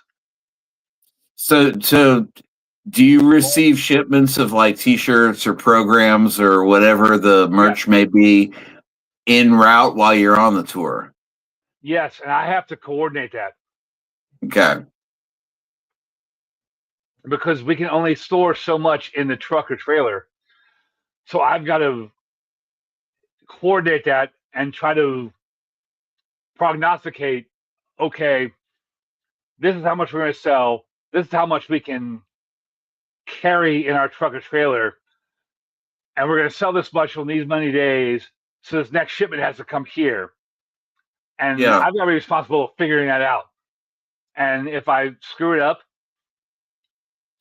it's a bad 150 situation. large, 175 extra large, 110 triple X, Right. and Right. and 12 smalls. Yeah, exactly. Yeah. But not only trying to figure out how much the band's going to sell, how much things are going to sell. I've also have to calculate like space in the trucker trailer and weight in the trucker trailer and how much we can carry and move around and try to figure out where to have the drops of those new shipments to fit in Probably. with not only sales but also space and weight in the trucker trailer. Right. Probably regional taxes and everything else like that. Hey guys. Oh yeah, absolutely. Keep going on, but oh God, I'm trying to say. Oh, Alex is buzzed. Yes, it is. Sammy, thank you, my friend. Appreciate you. Sammy's hilarious. Yes. Sammy, I love Sammy. I join his channel too, occasionally.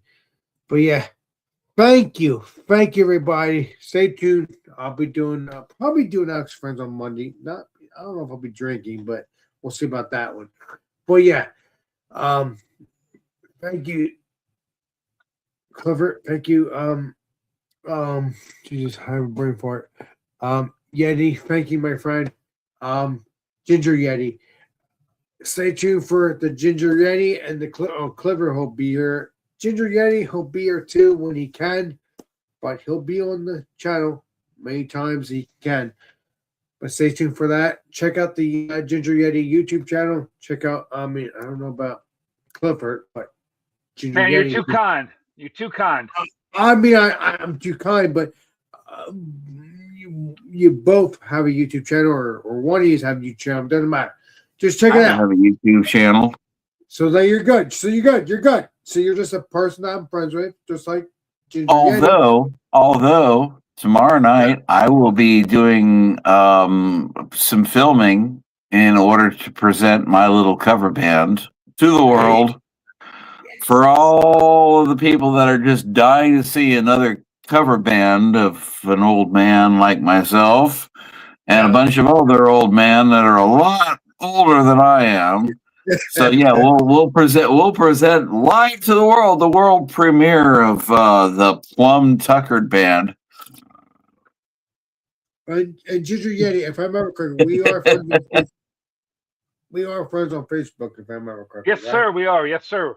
Yes, yeah, sir. So you know my stuff, so I can send you a link. Again, I don't remember the actual name, but that's okay because I'm buzzed. Oh, good. You're too kind, my friend Alex. You're a great dude. Well, I try to treat my friends with respect, just like you know, I'm gonna show you here. Just like Sammy here. You guys are friends too. And if you weren't, doesn't matter. I mean, you'll tell me if there's a problem, obviously, but I'm still friends with the peeps. But yeah, I am too kind because I just been like this for years. But I know to play Columbo on the case, and if the person's not good, that's on them. But obviously, I hope you'll tell me if you're not. I mean, again, I don't know. It's just we're good. We're not having any arguments, so that's all that matters. So yes, thank you, everybody. Stay tuned for Alex and Friends on Monday. Well, at least this Monday because I put it out. And that's around 8 o'clock. I don't know. I don't think I'll be drinking any beers because I don't like feeling this weirdness, drunkenness that I feel now. So it is talkative, but I don't like the feeling. I don't feel shitty, but you know what I mean. So we'll see what happens. We'll see if I drink any beers on Alex Friends. But either way, you will see Wildcard Wednesday. Wherever it's on my channel or on his channel or both channels, which is Thomas Metal 75. That's around 7:30. And then Friday is Come Out Beer and Alex. Maybe have Alex Friends around Thursday. Around 10 o'clock, 10:30. But again, that's all depends on the move. But Yeah, other than that, you'll just for right now, this week, maybe I put it up, but it's Monday. Ox and friends. I will not be drinking now, probably. So yeah, this Ox Beer Master. Thank you, chat. This Ox Beer Master. This we will see you all Hey, next live stream. Alex, I'm pointing at you because you got the juju. Juju. Oh yeah, baby. This Hey, we'll yeah, see baby. we'll see what happens if I do my Alex and Friends around 8 o'clock on Monday, but I have it set up. So I'll probably do that, but I will not be doing any drinking. Probably not. This is Alex Bimester. We will see you all next stream, next video. Thank you, chat. This is Alex Bimester signing Signing out. out. Cheers. Everybody, we had a blast. Cheers. Cheers. Ugh. Cheers. And